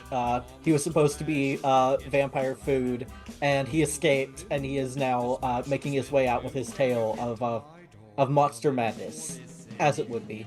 And my second is the Vincent Price theory, and that he's just kind of a spooky guy, and just by being spooky alone, he became iconic, and therefore doesn't need to be a monster. He just puts on a suit and makes spooky faces, and it's like how you have like a friend in your friend group that you don't really know how they started showing up, but now they're like your favorite one. That's kind of how I see Mr. Bobby Boris Pickett in this song. My theory, it was completely on a misheard lyric, because I thought he said Morty sent you, and I thought, oh, Mortis, like rigor mortis, like he's death. So then I thought, well, you know, what if this man is just he himself is envisioning himself as like an effigy of death, like acting as the character of the Grim Reaper or something like that. Very much overthinking it. And then I don't know. Girl, he it's said his something middle along name. like, for you the living, for you the living. It's his God-given middle name. Yeah, I know. Well, no, what I'm saying though, like, Natalie, what the fuck is this? This is a Monster Mash slow and spooky version, like slowed and reverbs, you know. They did Monster Mash Vaporwave. Yeah, this is what's gonna play when the Reaper takes me, Yeah, dude. This so, is crazy. Your life flashes into before something your I eyes. wanted to discuss, which was another one of the versions of the Monster Mash I wanted to propose was a Monster Mash Echo Jam. I think you could get a lot of energy out of that if you just repeated the line, the scene was rocking, all we're taking the sound over and over. Just echo jam that, and I think the people will really lose their shit. I agree. I believe so. I will make this happen. I am honestly kind of loving his voice, like slower, lower, and deeper. It's like very soothing. I feel like I could listen to this version like in the background while I'm reading, you know? I could fall asleep to this. Yeah, this isn't very spooky. This is more soothing. Monster Mash, lo-fi real. Monster Mashes to chill and relax to. To Crypt Kick and Coffin Bang too. I think we listened to a song that sounded almost exactly like this on the Shibuya K episode of this podcast. Who up banging in the coffin is what I want to ask. Banging in the coffin. Anyway, well, everybody's banging in a coffin. Well, everybody is banging in a coffin. I want to correct a thing that I said on this. The bastard liars at Genius lied to me. And they credit Leon Russell as the pianist in this song. However, Leon Russell is only on Monster Mash Party. He's credited there. Pickett has clarified that Russell was not on Monster Mash, just the flip side. He had shown up to the session late, and we had already finished the Monster Mash. That, to me, is the greatest, like, missed calling of your lifetime. Like, imagine being late into the recording session, and you miss out on a piece of, like, one of the most important songs in human history. It's like Leon Russell with such like a rich career that he has, like it's so wild that you can even imagine that to be like a deep regret that he holds. When I hear that, I think what's that Italian witch where her whole deal is like she's mad because she missed the birth of Jesus? Because it's kind of like that. I don't know about that, but we should invite her to the mash. She belongs at the mash. She missed the monster mash. And that's why she builds children's shoes with fucking coal. You think Stregonona's at the mash? I'm just imagining like kick ass, like, well, yeah. were you saying, Rose? Sorry, I didn't mean to talk. Oh no, go ahead. I was gonna say, I just imagine she's rolling up to the mash like unannounced with like with a big thing of like monster spaghetti just coming out of her cauldron. But yet again, like a monstrous woman is relegated to like servitude at the mash. Exactly. Yeah. So is the mash actually a blessing to be invited to, or is it just an eternal curse? Like, you are just here doing this dance. In Bobby Boris Pickett's entire career, the monsters are kind of doomed to an eternity. Like, this is a kind of purgatory. They are having fun, yes, but they never seem to be doing anything except dancing, talking about dancing, singing about dancing, talking about dances and songs Almost that they like- wish they had. It's almost like it's a small world, but for monsters. Sounds Well, like only how- because we're listening to it for several hours. I mean, it's like a 3-minute song. I mean, like there's sometimes where you know there's a party where all you do that night is dance. There's sometimes where it's a conversational party. This one feels just, you know, when the band is kicking and carrying it like this, it makes sense. Who's stuck in a more futile time loop right now? The monsters forever doing the dance over and over, or us having to discuss it over and over and over for 2 hours? In that way, are we not just at the mash ourselves perpetually? I That's what I'm actually want saying. to Almost bring like up the point that Bobby Boris Pickett spent the rest of his life as the Monster Mash guy. He'd go out there on stage every single night and he would do the Monster Mash for hours. And to that saying, is the Monster Mash being there a curse or a blessing? I have to say, I think it has to be a blessing because Bobby Boris Pickett was completely happy with his life. He loved going up on that stage and singing this song every single night, you know? And I think that I could do it. I could do an Eternal Monster Mash, you know? But I'm an easy mark for it. No, I actually think I think I could do an Eternal Monster Mash. I feel like it is rather enjoyable. Can I really don't know. I spent several hours listening to it today in preparation for this back-to-back on loop. And with every new listen, I felt myself like enjoying it more and more. You know? I truly think that I've never thought of this song to be an annoying song. I've thought of it to be a song that it's like it's charming. It could wear on the ears a little bit, but like ultimately it's only 3 minutes. And on a 3-minute loop, like it doesn't feel like it goes on forever. I don't know. You know, you still get some breaths of fresh air between all the sound effects and stuff. I think that what's important to me is that the differing like phases of Monster Mashdom are almost kind of like you have like almost stages of grief with it. Like the fact that the monsters at the party have differing views. We have the women who are cast out, as we mentioned, the men who for the most part seem to be enjoying themselves, but even Dracula like comes around to it. Like Dracula has his little moment of resistance, his protest, and then the next verse, Boris is just like, yeah, Drax having fun now. Like he's gotten on board, and it's like it's kind of impossible to deny. He's a part of the. Oh no! Of course, you single this out. Okay, so before we get into this can of worms, I just want to say, Natalie. So, as you mentioned, Drac becomes part of the band, which makes me think that possibly the Crypt Kicker 5 could be a little band we know called Bang Camaro that does famously let bands come on stage. That being said, Gavin, you've done irreparable damage to this podcast. I don't know this guy's deal, and I never want to know it. This is just a normal song to you. Yeah, this is Muck Sticky's parody of the Monster Mash. Or not parody, just cover. Yep. I'm thinking about Natalie. Natalie, was it you that posited who had a worse eternal curse, the monsters or the monsters reliving the song over and over again? Were you the one that said that? Maybe. Were you the one who also gave the ultimatum of like who had it worse? The monsters like reliving the song, or never mind, don't worry about it.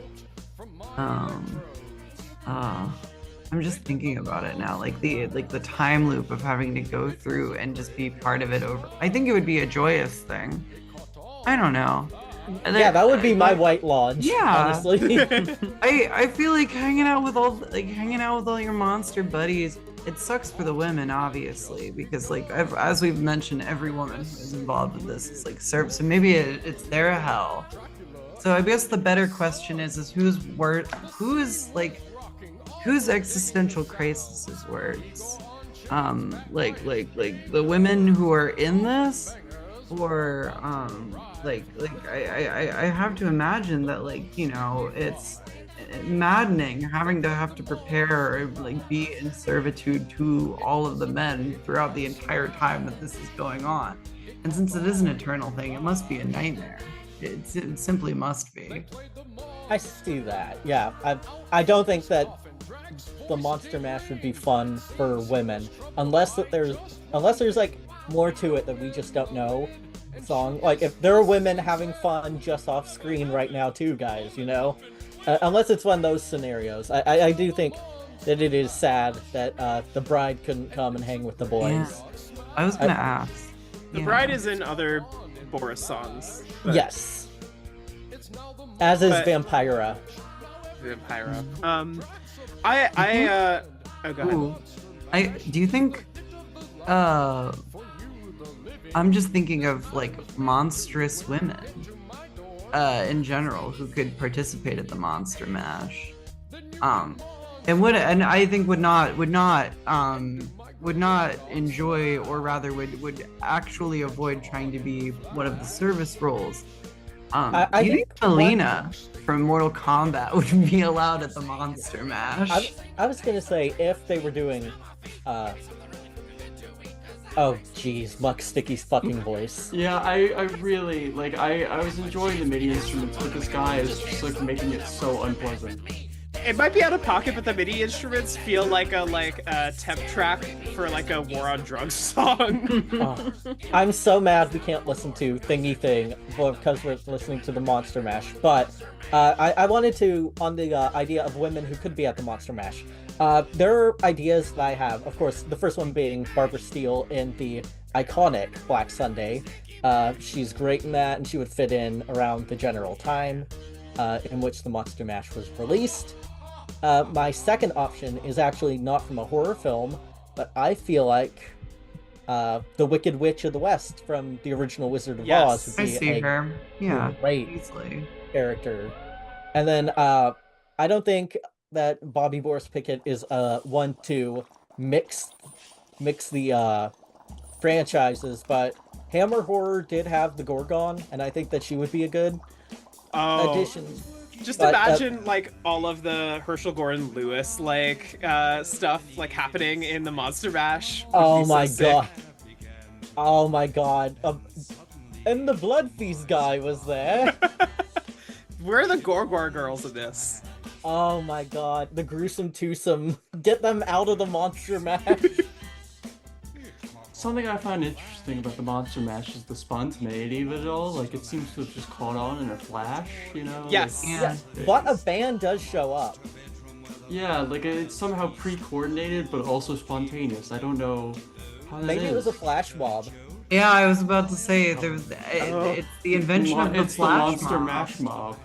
Yeah, this is a TikTok trend because it's just, I was working in my lab late one night. This monster, Rose, started doing this dance. All of a sudden, like, this one dance from this one person catches on. Everybody wants to be doing it. Undead creature rises. You won't believe what happens next. AI slot voice. So my monster rose up from his slab, and you're not gonna believe what happened next. My monster rose up from his slab, and you would not believe what would happen next. I learned this in Transylvania. I'm glad you talked about it caught on in a flash, because to me that gets to the whole point of like, the Monster Mash is kind of interesting to me, because the more I've sat with it, the more I'm like, yeah, it's a song about like horror icons and monsters and Halloween and whatnot, but it's like a meta commentary about dance crazes. Like, we've talked about this before, but like, to me the song is less about like the actual like monster text, that like the context, and more about like what it's talking about in the larger sense. And so I'm just starting to think about like, What would happen if we got zombie Chubby Checker in here? Like what? Like I want to see. Okay. He's never gonna die. Chubby will never die. Don't even imply that. Yeah. Okay, fine. What if Vampire Chubby Checker showed up? There we go. And he would make the Transylvania twist, so that actually solves it. Yeah, there we go. Sorry for mixing up my monsters. Well, look. On the Hallow stream, me and Matty were the ones to take the vampire spell, so obviously me too. we're. Oh yeah, that's right. Did you experience the vomiting? I did not experience the vomiting. I wish that Bobby Boris Pickett was alive.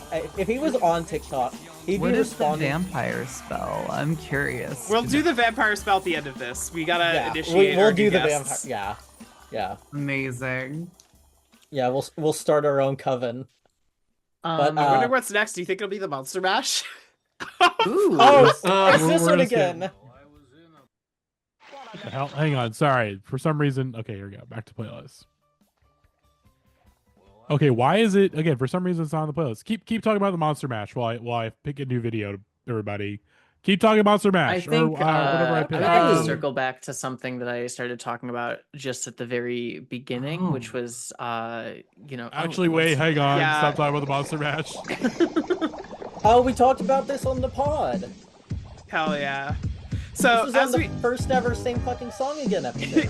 yeah, so as we talked about, Bobby Boris Pickett kept trying to live on with the Monster Mash, make a lot of songs, but always return to it. And so as times changed, he thought, what's the next big craze? It's rap. When did this come out? Honestly, 86, 85, I think. Okay. Don't quote me on that though. I'm not I sure. like that he waited so long before really going in on that sequel. He delivered though. I think this came out because I was watching. We'll have to get into this can of worms, but Gavin and I were watching the VH1 Top 100 Hard Rock Countdown, and Edgar Winter did a remix of Frankenstein with a rap in it. Hell yeah. And so I think this was Bobby Boris Pickett's Oh my way God, of getting I didn't- into that. I didn't realize there were like money for nothing CGI environments here Oh my happening. god. oh my god. I brought this up. I'll bring up this again because I talked I'll about be it the honest, first- I kind of love it. Oh, Yeah, I love this. I This adore is this. great. This is really good. This is so fun. This is so goofy. This doesn't feel like. I feel like rap parodies around from that time specifically, or like things that are trying to hop on the trend, like. There's nothing very in the trend key of like change. hip hop. There's nothing very like endearing. But again, it's the Monster Mash. It's an incredibly that's sick also too. The glow in the dark, like the light gloves, those are crazy. But like, I don't know, beat's sick. Sampling's great. There you said the Bobby whatever beat's sick. It's great. I don't know. It's got Yeah. a very DMC vibe. Yeah. I was saying, I brought this up when we did this on Sing Fucking Song Again, but this does sound like a Whose Line Is It Anyway, where they do the scenes to rap. And, like, Wayne Brady would be the doctor, Ryan would be the monster, Colin would be Igor, and then Kathy Greenwood would be the girl going shock the body. And I could see it in my head so vividly. It's so wild that this style of rap music was like making okay, again, I'm gonna talk about how with the original Monster Mash, Bobby Boris Pickett had the Yellow Submarine sound effects in advance, the Hawaii 5-0 drum beat in advance. This song predated like people like Lou Reed trying rap music by like a few years, because this is what 1984 it looks like. Is this And before Mistrial- Rapture? Rapture, I'm that not was my sure. other one I'm looking up. Yeah. But this came out in 1984. Mistrial, Okay. Lou Reed's song, The Original Rapper, came out in 1986. And it's wild that, like, he just, like, had his finger on the pulse of music so much all of the time. And, like, that this was his avenue for it, you know? Yeah. These parodies. So Lucy, you were making a point before. I don't want to derail us from. What that Oh, point yeah. is. So, you know, we've been talking about the Transylvania twist a fair amount, and to reconnect sort of everything to the, you know, like I said, my deepest mission tonight is to put the Monster Mash back in its historical context. I talked about the Cuban Missile Crisis. So Transylvania, let's talk about Transylvania as a country. Transylvania, or not a country, I'm sorry, a region in Europe, fell into the Soviet Republic of Romania, is where it could be located on the map. So there's something about this song coming out in 1962, peak of the Cold War, peak of the Cuban Missile Crisis, and we're talking about a dance craze from the Soviet Republic of Romania falling out of fashion. But then there's something about Drac becoming part of the band of this like uniquely American style of music. You know, is that like a call for defectors from the Soviet Union to say that you will be welcomed into the United States if you know, make your jump now? Is it sort of like a commentary on like the changing tide? Is this like, is Bobby Boris Pickett a noted Korean War veteran? Is this like him going for some sort of cultural or ideological victory here? Monster Mash is my Manchurian Candidate activator. I think. Oh, no, you go ahead now. Oh, I was just gonna say really quick, because I pulled up like the chart stats for the song. The song only really charted in North America, like US, Canada, UK, Australia. So no real stats on what its performance was in the Soviet Union, if such a thing were to exist. Well, I think it's a very Western concept, monster mashing. Well, to be fair, there was actually a little bit of controversy with the song when it first came out. The BBC banned it because they thought it was too morbid. So it might be What's morbid about this? I don't fucking know. But it's a damn monster. I do think that there is something very fascinating about this song and the way it has followed Bobby Boris Pickett. Around the same time that he made the monster rap that we just talked about, I wanted to bring this up. He was also creating his own stage play based around haunted houses called I'm Sorry the Bridge is Out, You'll Have to Spend the Night.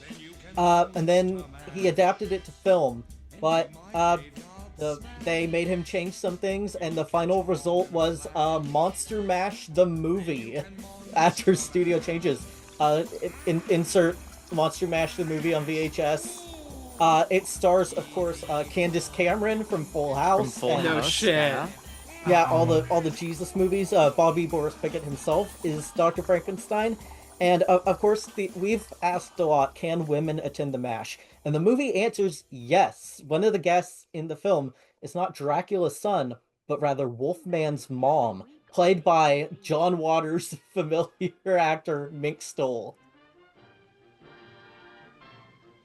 Wait, that last part cut out. What? John Waters who? John Waters' familiar actor Mink Stole. Amazing. Yeah. So I mentioned earlier that the Beach Boys covered this song. Here it is.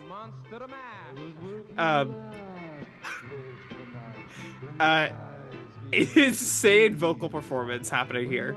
Who is this singing? Which Beach Boy is this? I think that's Mike Love. That's Mike? Yeah, that is Mike Love. Yeah, we're now listening to the Beach Boys cover of the Monster Mash. They're really getting it with the mood lighting here. Seriously. And he's doing as much like facial acting as like Bobby Boris Pickett is in the music. He's doing less Boris Karloff and more like what I imagine like you tried to do like a horror performance of like Are You Lonesome Tonight is. You can see the genuine evil in his eyes. Yeah, it's less facial contortions and more like a campfire story. It's the eyebrows too, for sure. The way, oh my god. Yeah, they didn't even have to direct him for this. He was just like, I got this. This is just what Mike Love behaves like. Yeah. This is what Mike Love. This is how Mike Love looks at you if you're eating nachos in the front row. What? Ooh, I was gonna ask what that is a reference to, but I don't know if I can ask that since we're talking about the Monster Mash. But I'm curious. It's a monstrous behavior. What's up with the? No. Cannot get hung up on. All right, back to the regular Monster Mash. Back to the mash. Let's stick one again. Here's a bit of trivia that I completely forgot about. This is like, I think this speaks to the climate that the Monster Mash came out in. Do people also remember the fact that that Boris, Bobby, whatever you want to call him, didn't own the master recording of the song and had to record a perfect copy of the original Monster Mash for like to get his ownership back? Yes. Yes, hence the original Monster Mash. Oh, that is. Oh, I see. Yeah. I was wondering what that was referring to. Bobby definitely. I feel like he is an innovator, as goofy as it is to say about the guy that did the Monster Mash. But he completely recontextualized the Universal monsters. That at the time, you know, they were still like Frankenstein killed a child in his film debut. You know, they were the horror icons. But as times changed, they definitely got a lot more schmaltzy. And I brought up the Abbott and Costello films at the beginning of this, but they were still very much so the villains in them. It was Abbott and Costello making the jokes, you know. But I think this basically cemented the idea of the monsters being more serial mascots than they are film characters, which we would see later in faster succession with monsters like Freddy Krueger getting on cereal boxes and like having candy. You know, it really is kind of the first thing to be like, oh, the monsters are your friends now. And I think you can make a direct line from Monster Mash to Freddy Krueger chibi plush at Spencer's for $20 or whatever, you know? Absolutely, like a perfect example of like the uncanny becoming familiar, you know? Yes. Yeah. So the Monster Mash is kind of about like the transformation of signifiers, if we're to get in purely psychoanalytic terms, or theoretical terms, I should say. I think also, Nat, you mentioned the film Targets earlier in this conversation. And, Threads was what I mentioned, but Targets. Oh, yeah, yes. Threads. Okay, yeah. I see where you're going. Okay, but yeah, this is Monster Mash the perfect companion piece to Targets? In terms of recontextualizing Boris Karloff to the American public? Yes. Interesting. One has to wonder what would have happened in that movie if Boris Karloff at the end said, "Is that what I was afraid of?" and starts doing the mash to the guy who's shooting up the movie theater. I mean, it's kind of a film about celebrity, and I feel like the song addresses this too. It, he specifically mentions that his Monster Mash is the hit of the land. Like, he already knows, he's predetermined. We can't do this again. He is predetermined that this is going to be successful. Oh, hell yes! Oh. This is my favorite of the offshoot songs. By Helene Curtis, the complete hairspray, and by delicious Dentine chewing gum helps keep teeth this is another long intro. Dick Clark is here once again. Your host, Dick Clark.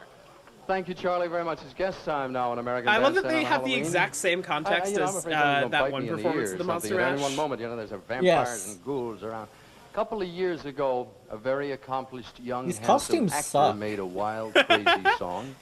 Since that time, he's gone on to do many acting roles. He is currently on the most popular radio station in Los Angeles, which comes out of Pasadena, like a Robin Hood. every Saturday night, where he does sort of a ghoul type thing. He does sort of a weird thing there from 9 to 12, and in addition, I'm gonna start saying that more. This very night he will be in This guy's Virginia hair Beach, is crazy. in the Norfolk area in Virginia. Actual Lego hair. He's kind of deceiving. Yeah. You think he'd be kind of a kooky looking cat. It's like the he is not. Eddie Munster wig wig called the Monster Mash. His latest is I'm getting too old for this sort of thing. Epic My little prank. old heart is going thump thump thump. They threw a snake on him, very a nice. plush snake. I love Let me introduce that this hearing man Dick before I Clark paint say, it. "I'm getting Ladies too and old for gentlemen, this," knowing how Bobby old he Pickett. got is really funny. My name is Boris, and back in '62, the Crypt Kickers and I brought the Monster Mash to you. But now See it's a that there's different day. returning canons of Mashing is a extended drag. universe. When the Kickers are lights grab his him, band. We now do the Monster Swing. Okay, yeah. Do you Okay, think so he he's has like, like lore documents in a drawer somewhere? Come on in. it's like the Gore Going to show you how monsters. to monster They can't swim. do this, they can't do that, otherwise it's against the canon. master of physical comedy happening here. So slow, a lot like the grave digger, but not so low. I really worry that we're not going to have time to get it in, so I want to bring up another one of my Monster Mash iterations that I've been working on. So if you released it in the 2010s, I think it would be one of those Adult Swim singles, but specifically it would be a one-off collaboration between Waves, Popcorn, and the Ishmael Butler, and it would suck. Fucking damn it. I'm just imagining like one of those like Wave songs that was totally disposable and just like a like very like just like fully like reverb echoey like exactly. He's using the full reverb in the echo to do like he thinks he's so clever, but it's annoying. I love, my favorite thing about this is his insistence. It's bigger than the mash, because it's like where you go when you've already had a hit song is like continually insisting, no, this is gonna be even bigger. This is gonna be the thing that catches on even more. Even though the song doesn't really have a chorus, like it's just him saying it's bigger than the mash. They're monsters and they're swimming. It's and also the only visual is this big octopus. The way he moves in this is not unlike a ventriloquist dummy. The way it's like only his eyebrows, his jaw, and his neck. Like none of the face muscles move. It's Jim Varney would have played a great Bobby Boris Pig in the Bible. Yes. It's so strange when we watch him act both Dr. Frankenstein and Igor back and forth. I'm surprised Ernest never met the Wolfman. That feels like a natural crossover. He met some goblins. All right, back to Monster Mash. That's who have we not heard from in a while? I feel like we haven't heard from some people in a while. Hayley. More thoughts on Monster Mash. I've been commentarying. Listen, I have been adding in as much as I can. I've been joining in. I've been having a great time. Oh god, where could we even go with the Monster Mash at this point? We've talked about, recontextualizing it. We've been, I do have a thought if you want to ponder on it. Yeah, let's ponder. Give me something. Give me something. So we talked about this being like an impromptu party, the way that the dichotomy of it seeming to be something impromptu by the way that Frankenstein's monster begins to mash seemingly at the very beginning of his own life. But then later on, there's a guest list. And at the very beginning of this, I'm under the impression that this is Bobby Boris Pickett's house.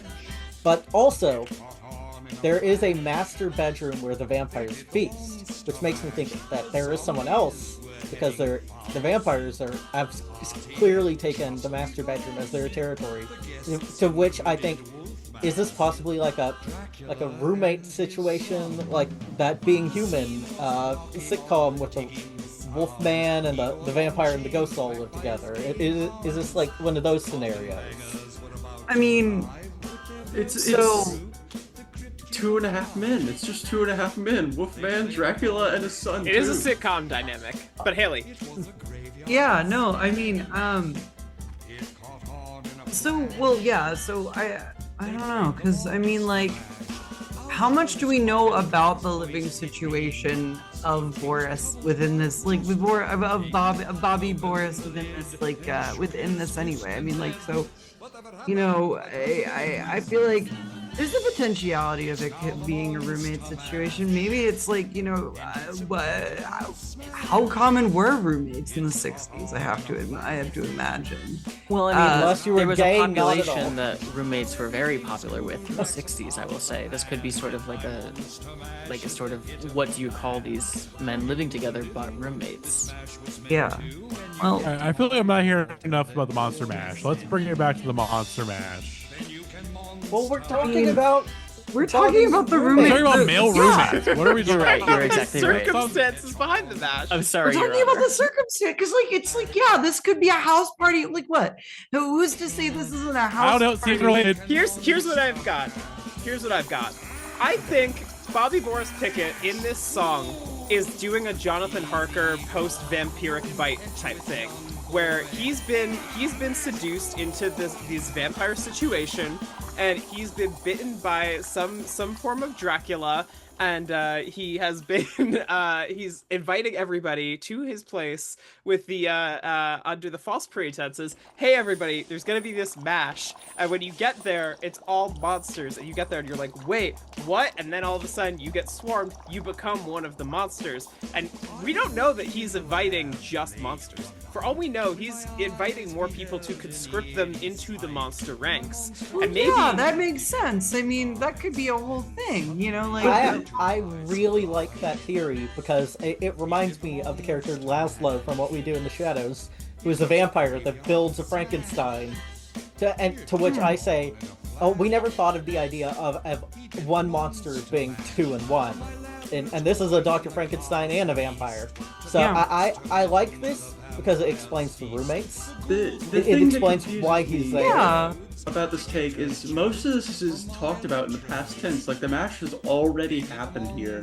There's nothing else to talk about because it's you know, like it's a past mash. Have we considered the idea that the monster mash is a form of urban storytelling? It's a kind of like campfire tale that you like tell around. It's part of this like culture building. It's like maybe that's what this is this is a song explaining how this caught on and how it's this oral is a thing. Storytelling. Exactly. John Jacob Monster Mashal.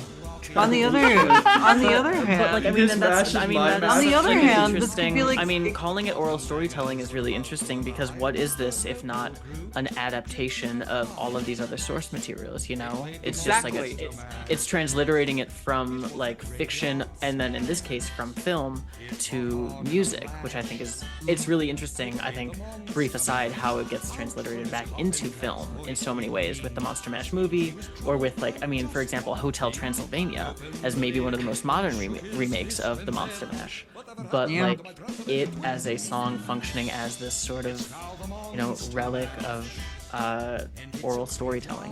I think that's really interesting. I like the idea of bringing the Monster Mash into a comparative literature course. Mm-hmm.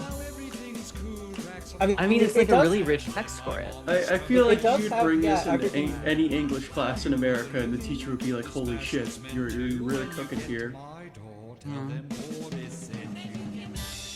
I wonder what I wonder what other activities are going on that we don't know about that have been lost. So thinking about it as like an oral tradition, right? We have these recountings. I have to wonder what else is going on in ways like that we didn't hear about in Monster Mash. And you have to think. I feel like I agree with that. I feel like the idea of a missing Monster Mash verse, it is something that very much so appeals to me. I think, you know, maybe someone was bobbing for apples, you know, maybe there were girls there, you know? Bobby Boris, please release the All Monsters cut. Mm-hmm. Boris's version. That is what he was doing with his masters. Yeah, that's true. That is what the original Monster Mash album is all about. Yeah. It's like the 3 or 4 hours of unused footage from Freddy Got Fingered. No, but that's I mean, so there's a lot of material you have there, right? I mean, so what is the wolf? Like, what is the Wolfman up to? He talks about him briefly. Right?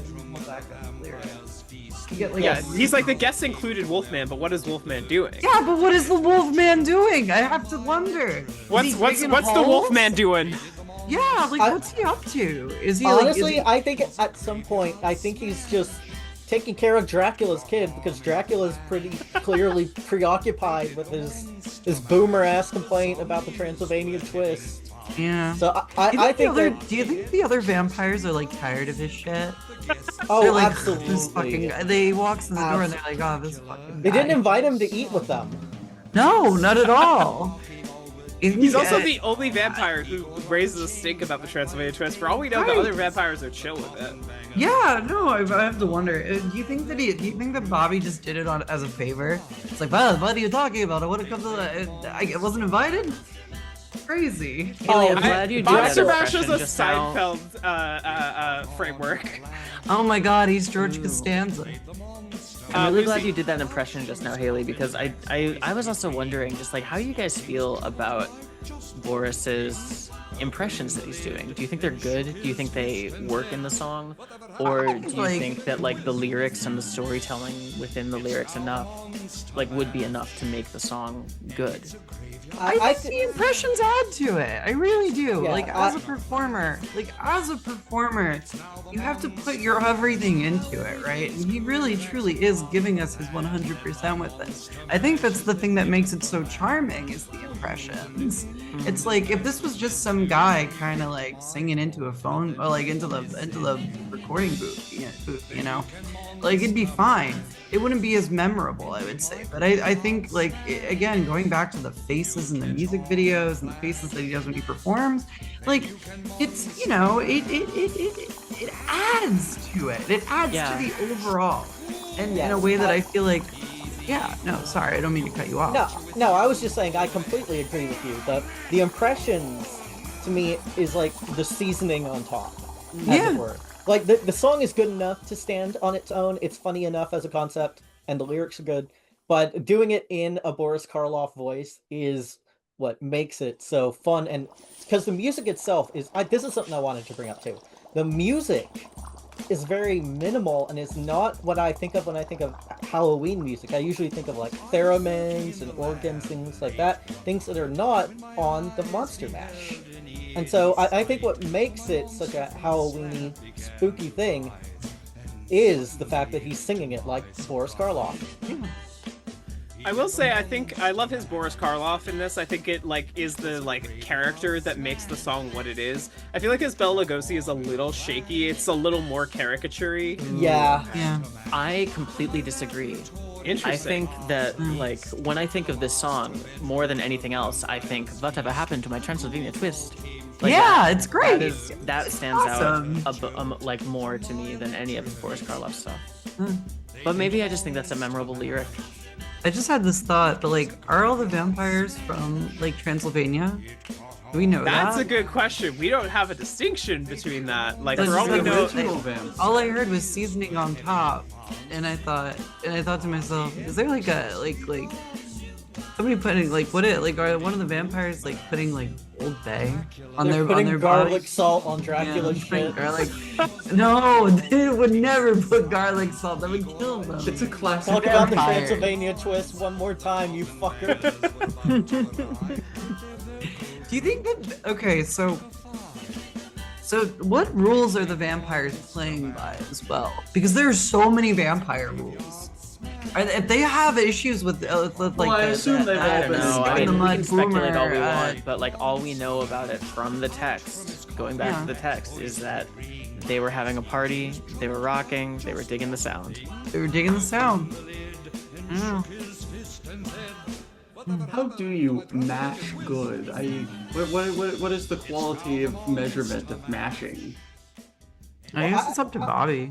I believe as far as mash good goes at the very end, that's more like when the monster says fire bad, he's saying fire bad, mash good.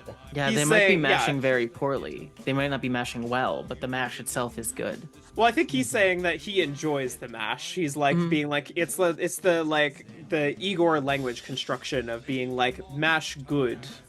He enjoys. That's how he expresses that thing.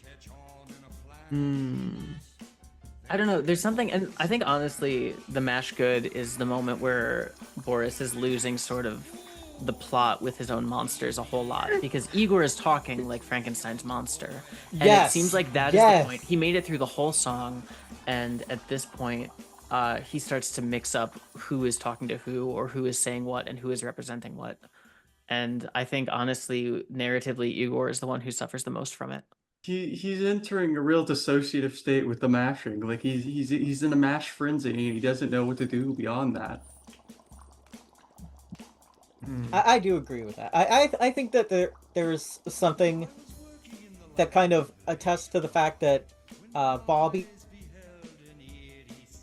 in this song a very tight ship when it comes to his monster and to Igor. It seems they're both rambunctious children that cannot behave, which makes me think How do we know that Igor is a child? Because it says that he's young, but these are all monsters, and they've but that's I'm also just young assuming- relative to an old man scientist. Yeah, you know? I'm assuming he's not actually a child, but rather that Bobby is his father figure in a way. Yeah. That maybe he took him in, taught him how to dig up cadavers and stuff, etc. But in regards to the Monster Mash, it seems that Igor is misbehaving and getting rambunctious there at the end, and it makes me wonder: is Bobby Boris Pickett a stern parent figure? Would he be would you want a Monster Mash dad? And my answer is, you bet your ass I would. This is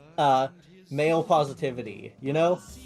Here's my thought is I think that Bobby Boris and good old Drac must have some really interesting conversations about parenting.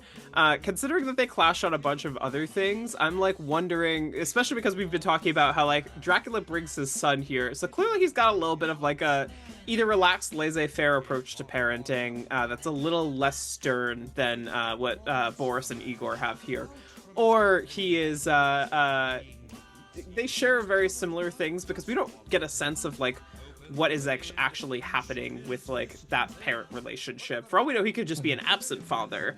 But like, I'm given how they disagree on the matters of the mash, I'm like curious how much their worldviews stack up. Are these two people who are diametrically opposed on everything, or are these two people who've like come together in like some kind of, maybe that's where they met. Like they just like their kids go to school together, to monster school together. You see, I had another question when it came to Dracula's parenting that I wanted to run by you, Nat. Now, it seems that Dracula, his son, and Wolfman all came to the party together, and Dracula is okay leaving his son with the Wolfman, which makes me think, are they perhaps a gay couple? Yes! Up in this castle. I'm so glad you said this. the gay masher?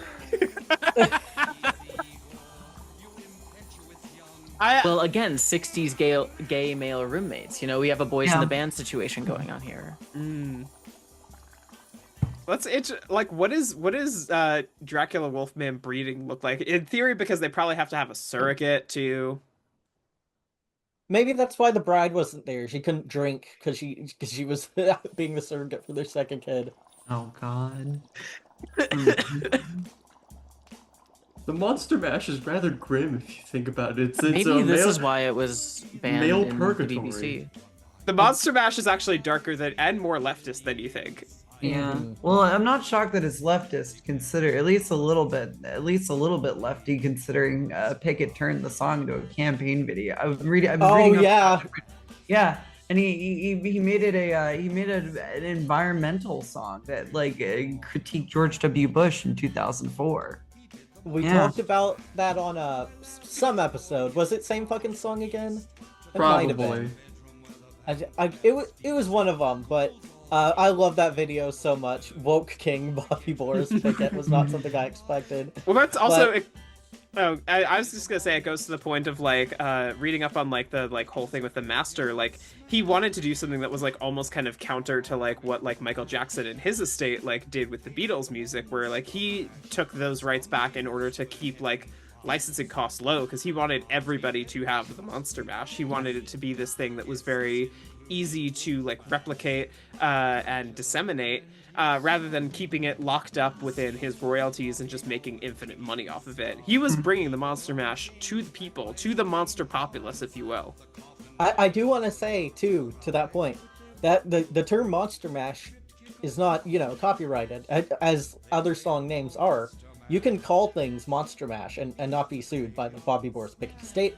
I know this because my drag competition is called Monster Mash, and also I was gonna do a thing called Violet's Creepy Questions, where I shot out questions if people didn't have any sort of good topics for discussion, because I wanted to keep the Mash talk going. One of them was going to be, I was going to ask you the 6 monsters on the Monster Mash cereal, because that's another prop I have with me. Amazing. I know. But I love Bobby Boris Pickett. He's a woke king, and the Monster Mash is, of course, the best song ever. Absolutely. I think it is really fascinating how this is I think we'd all agree the definitive song of Halloween, right? Yeah. I don't. Oh yeah. Yeah. Nothing even comes close.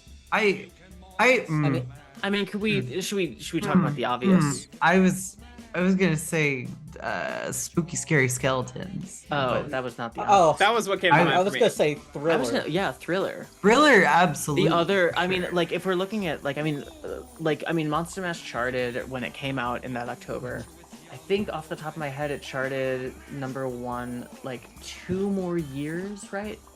No, you don't click on that. Sporadic years, but I'm not sure. But no, Matty, no. The bane of my existence. Speaking about Monster Mash's malleability to the political moment. Mommy likes politics? Oh my God. Mommy likes I was politics. working on the hill at least one night. Bobby Morris Pickett would not stand for this. Well, actually, he probably would, because he probably would have been anti-Mitch McConnell. My surprise. This one really does sound like the monster fuck from Comedy Bang Bang. It certainly does. Those monsters fucking suck. Finally, getting mad at me when you made the playlist. I put this on here. It truly is a you made the sandwich type situation. I'm only here because I have to be. I have to defend the title.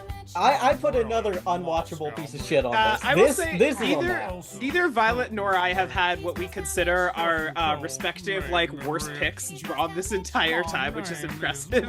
Yeah.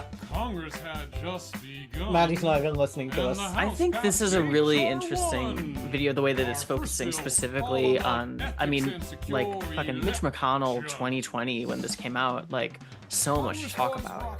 But, it's focusing specifically on, one specific bill targeting coal miners in his home state. This is a passion project for sure. This sounds like something that was recorded in a garage is the only way I could describe the vocal performance of this. I like his insistence on putting the lips in on everybody's mouths. It's really disgusting looking. It's like a shittier jib jab. I feel like the mumbly I'm getting incredibly it just incredible sensation to hear, but also to see along with the lips as well. It's nauseating. Also, this sounds like a South Park impression. It does sound like a It South sounds Park like he's impression. doing a "Let Me Be Frank" joke. It's like fucking Mr. Plinkett. Yeah, I was gonna say Mr. Plinkett. It's very much a Mr. Plinkett, but not as funny. How do you think this compares to... So this came out the same year as the Jimmy Fallon one that we watched earlier. Yeah. It's so wild that maybe this is just a dig on Jimmy Fallon, which is, fish in a barrel, but this video is so shitty, but saying so much more than Jimmy Fallon was already saying with his, At least this one has a message and a thesis behind it. McConnell's face photoshopped onto Stalin. Sincerely, how much longer are we gonna go on this? I want to go to bed. Don't ask for anything important. All right, we have about 5 minutes left. All right. So keep Do you want- keep do talking you about want- the Monster Mash. I Rose, was gonna say, Rose, can we- Rose. I want to hear from Rose. In the Monster Mash. Okay, listen. I will do it now, okay? The zombies, they were having fun, but what about everyone else, I worry that this may not be an equal opportunity party time for everyone, that this may just be a pretty drab thing, because so many people, have got to do the work, and meanwhile, some of these guys are just goofing off, getting on goofballs like fucking electrodes. It's horrible. Seems like a horrible place to be. The Monster Mash is hell. I disagree. Because the vampires are also having a great time. They're feasting on bodies up in the master bedroom, so they're also. I don't know. I agree. Igor is also having a fun time as well, as listed. Even when I think the only person that had any sort of negative thing to say about the Monster Mash was Drac, but now everything's cool. Yeah. Oh. It kind of reminds me of the dance plagues of the 16th century, Oh, it's yes. maddening, it's crazy, it is, but everyone is eventually falling into it and having a nice time. Yeah. Just like the Gaspar Noé movie Climax. Yeah, exactly. I agree. Hopefully there's no electrocuted children. Well, actually, I guess that wouldn't matter. Yeah, there is. Well, I mean, there's actually textually several electrocutions going on. Yeah, that's true. Yeah. You're right. Yeah. I was gonna say, I think there's a lot in the text that says this to this point, and I think it's also, we have to talk about the fact that this is like clearly by like 1960s dance standards. Like 1960 dances are like a lot more like, for the most part, kind of like low-key and contained. They're very like rhythmically tight in this particular way, and so like this fits right in with like all the stuff that people were like dancing to in the 1960s and clearly having a great time with. It might seem drab to our modern sensibilities. We're not there for the origins of the Monster Mash. We're just hearing about it after the fact. But we can't tell like just how much this was a novel concept to the folks at the Mash themselves. I'd also like to point out that the last version of the chorus says, "You'll catch on in a flash." It's the last thing that Boris is saying is it's meant to be a directive. It's, you do the Mash and you will gain this level of like popularity and acclaim and like widespread joy. Like it's for you, the living this Mash was meant as well. You know, it's it's for everyone. But I've always took that as at the end, we the listener are now he's saying when you die, you know, tell them Boris sent you. You know. Like, when we get to his world, which is the land of the dead, as I've always interpreted it. Okay, Hayley and I were talking about this earlier today, is that Boris could be the harbinger of death, as it were. Is like, we think about this as a metaphorical thing. Like, when you get here, tell them Boris sent you. Boris is the one who killed you, brought you to this world of eternal partying. Because when you have this eternal partying, you might as well be a vampire for all we know. Yeah, absolutely. So this song is truly, it is so universal. Yeah, which is good because paradise.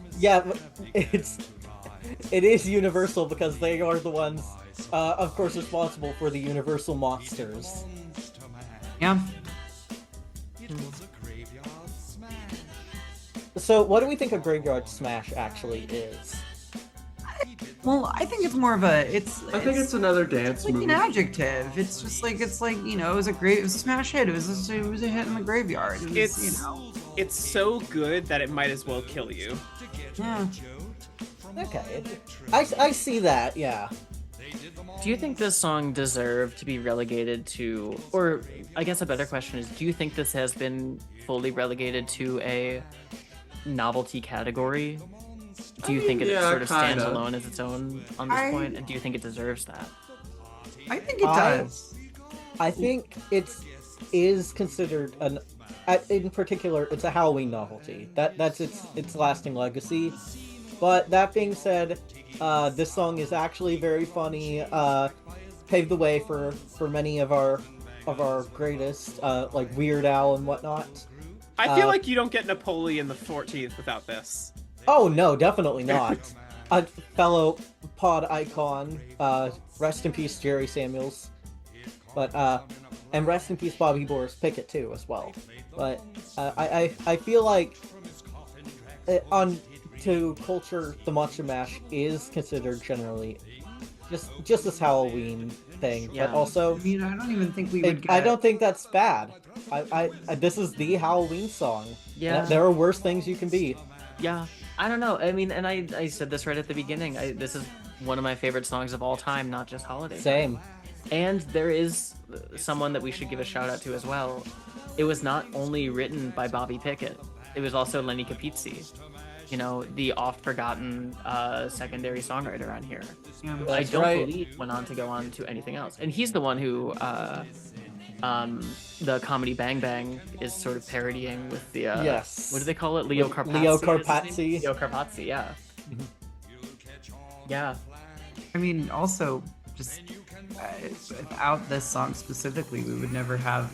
Literally, I'm looking it up too because I brought it up earlier. I mean, Spooky Scary Skeletons was featured on a Halloween-oriented like album, alongside a cover of this song as well, so we would never have gotten that song additionally too. And I know I don't know.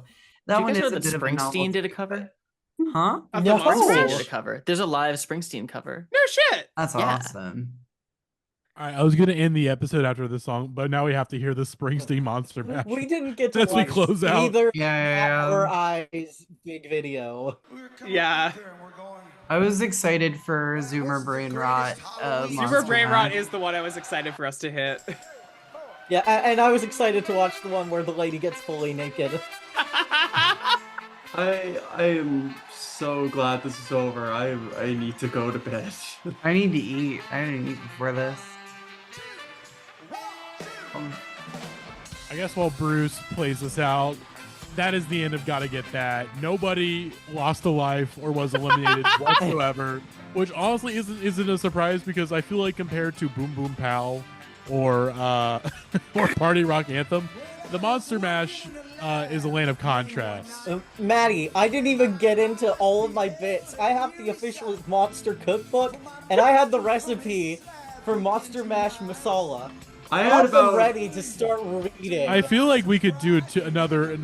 We could just do a sequel of this, and it's just more Monster Mash. No, Dude, I got another like 2 hours. I would be in me. down. I'm all into of my it. monster. I'll do my research. We didn't even next mention time. Susan Stryker's words to Victor I'm Frankenstein. all mashed out, and that's I say that despite having like 8 more versions of the Monster Mash ready to pitch. I didn't even get to show off my Monster Mash cup with all the monsters in a band. I had so many fucking concepts, dude. I feel like as somebody who did very little research before this, just listen to the song coming in. I feel like this has been a learning experience. I feel like I learned a lot from just talking about the Monster Mash and like all the This is different That's one of the contemporary and contextual pieces to this. It's an interesting song. I could listen to people talk about it forever. I could talk about it myself forever. It's great. That's one of the beautiful things about entering into this as somebody with an appreciation of the Monster Mash, but not really the same level of like devotion or affinity as Violet or Lucie. Like I learned so much from like hearing other people like bring their own projections onto it, especially the people who have like really, really taken it into their lives. It's a beautiful experience. Truly. I love the Monster Mash. And I love the Monster Mash. And the Monster Mash loves all of us. That's right. Well, Even no, you, because Matty. we're women. I do. I mean, here's like Iron yeah. Monster. Actually, let me check. I wonder what if Matt. my YouTube history would show how many times we listened to the Monster Mash tonight. No, it's not going to show all the times that we play the Monster Mash. But Damn. I'll do a count. I'll do a count when I edit the episode. How many times the Monster Mash was played? Amazing. Yeah, the roulette. actual song.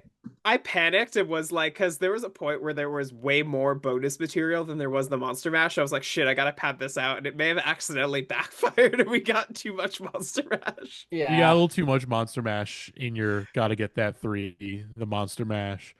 That's gonna do it, folks. It's 10:45 here. I have to go to work tomorrow. I have to drive to the office.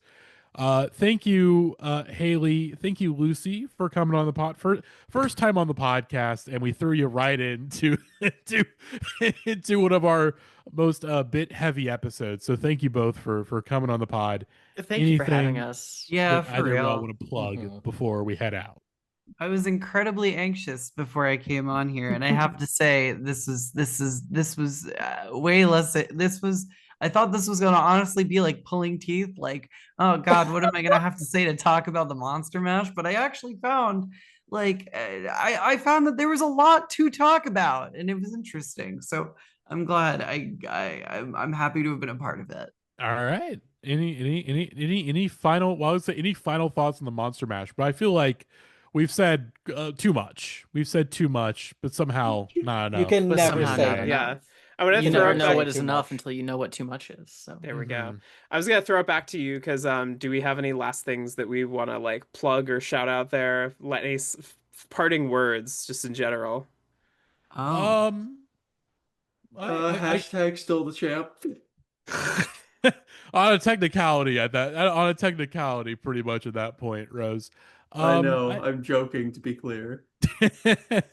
I don't know. I mean, not much to say about the pod itself. I just want to say we do a lot of bits. We like to have fun here. We don't get too serious too often on this podcast, but I should say, as someone that used to live in LA for a couple of years, what is happening there in the city that I used to call my home is absolutely sickening. Abolish ICE. Fuck the LAPD. Fuck ICE. Fuck the feds. Fuck the president. Fuck all that shit.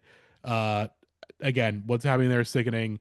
If you are an ICE agent, there's a thing I want to tell you that would get me in trouble, so I'm not going to say it. But I think hopefully our listeners here can know what I'm getting at, because again, I don't think ICE should exist. I don't think the police should exist really at this point. So for all my friends who are in LA, please stay safe out there. Because again, it's really bad and it feels like it's going to get worse. And the solidarity that I've seen around the protest have been, again, it's been genuinely heartwarming seeing the residents of the city come together to fight back against the fascist pigs that are invading LA illegally. So again, really just want to mention that on a very serious note. And also, of course, this was accidentally a Pride Month episode because, as I mentioned, we have Happy again Pride. Happy Pride. As the ally on this episode, I'm very happy to allow trans women to have a voice on this very podcast. We're reclaiming the Monster Mash. This is how we do it. Exactly. And we have for the rest of the month, we have some Pride Month programming coming up for y'all for our next episodes, as our next one is one that we were supposed to do this one last year, I believe, but then it got delayed, I think, due to I want to say because I think Pod Hero got in the way of it.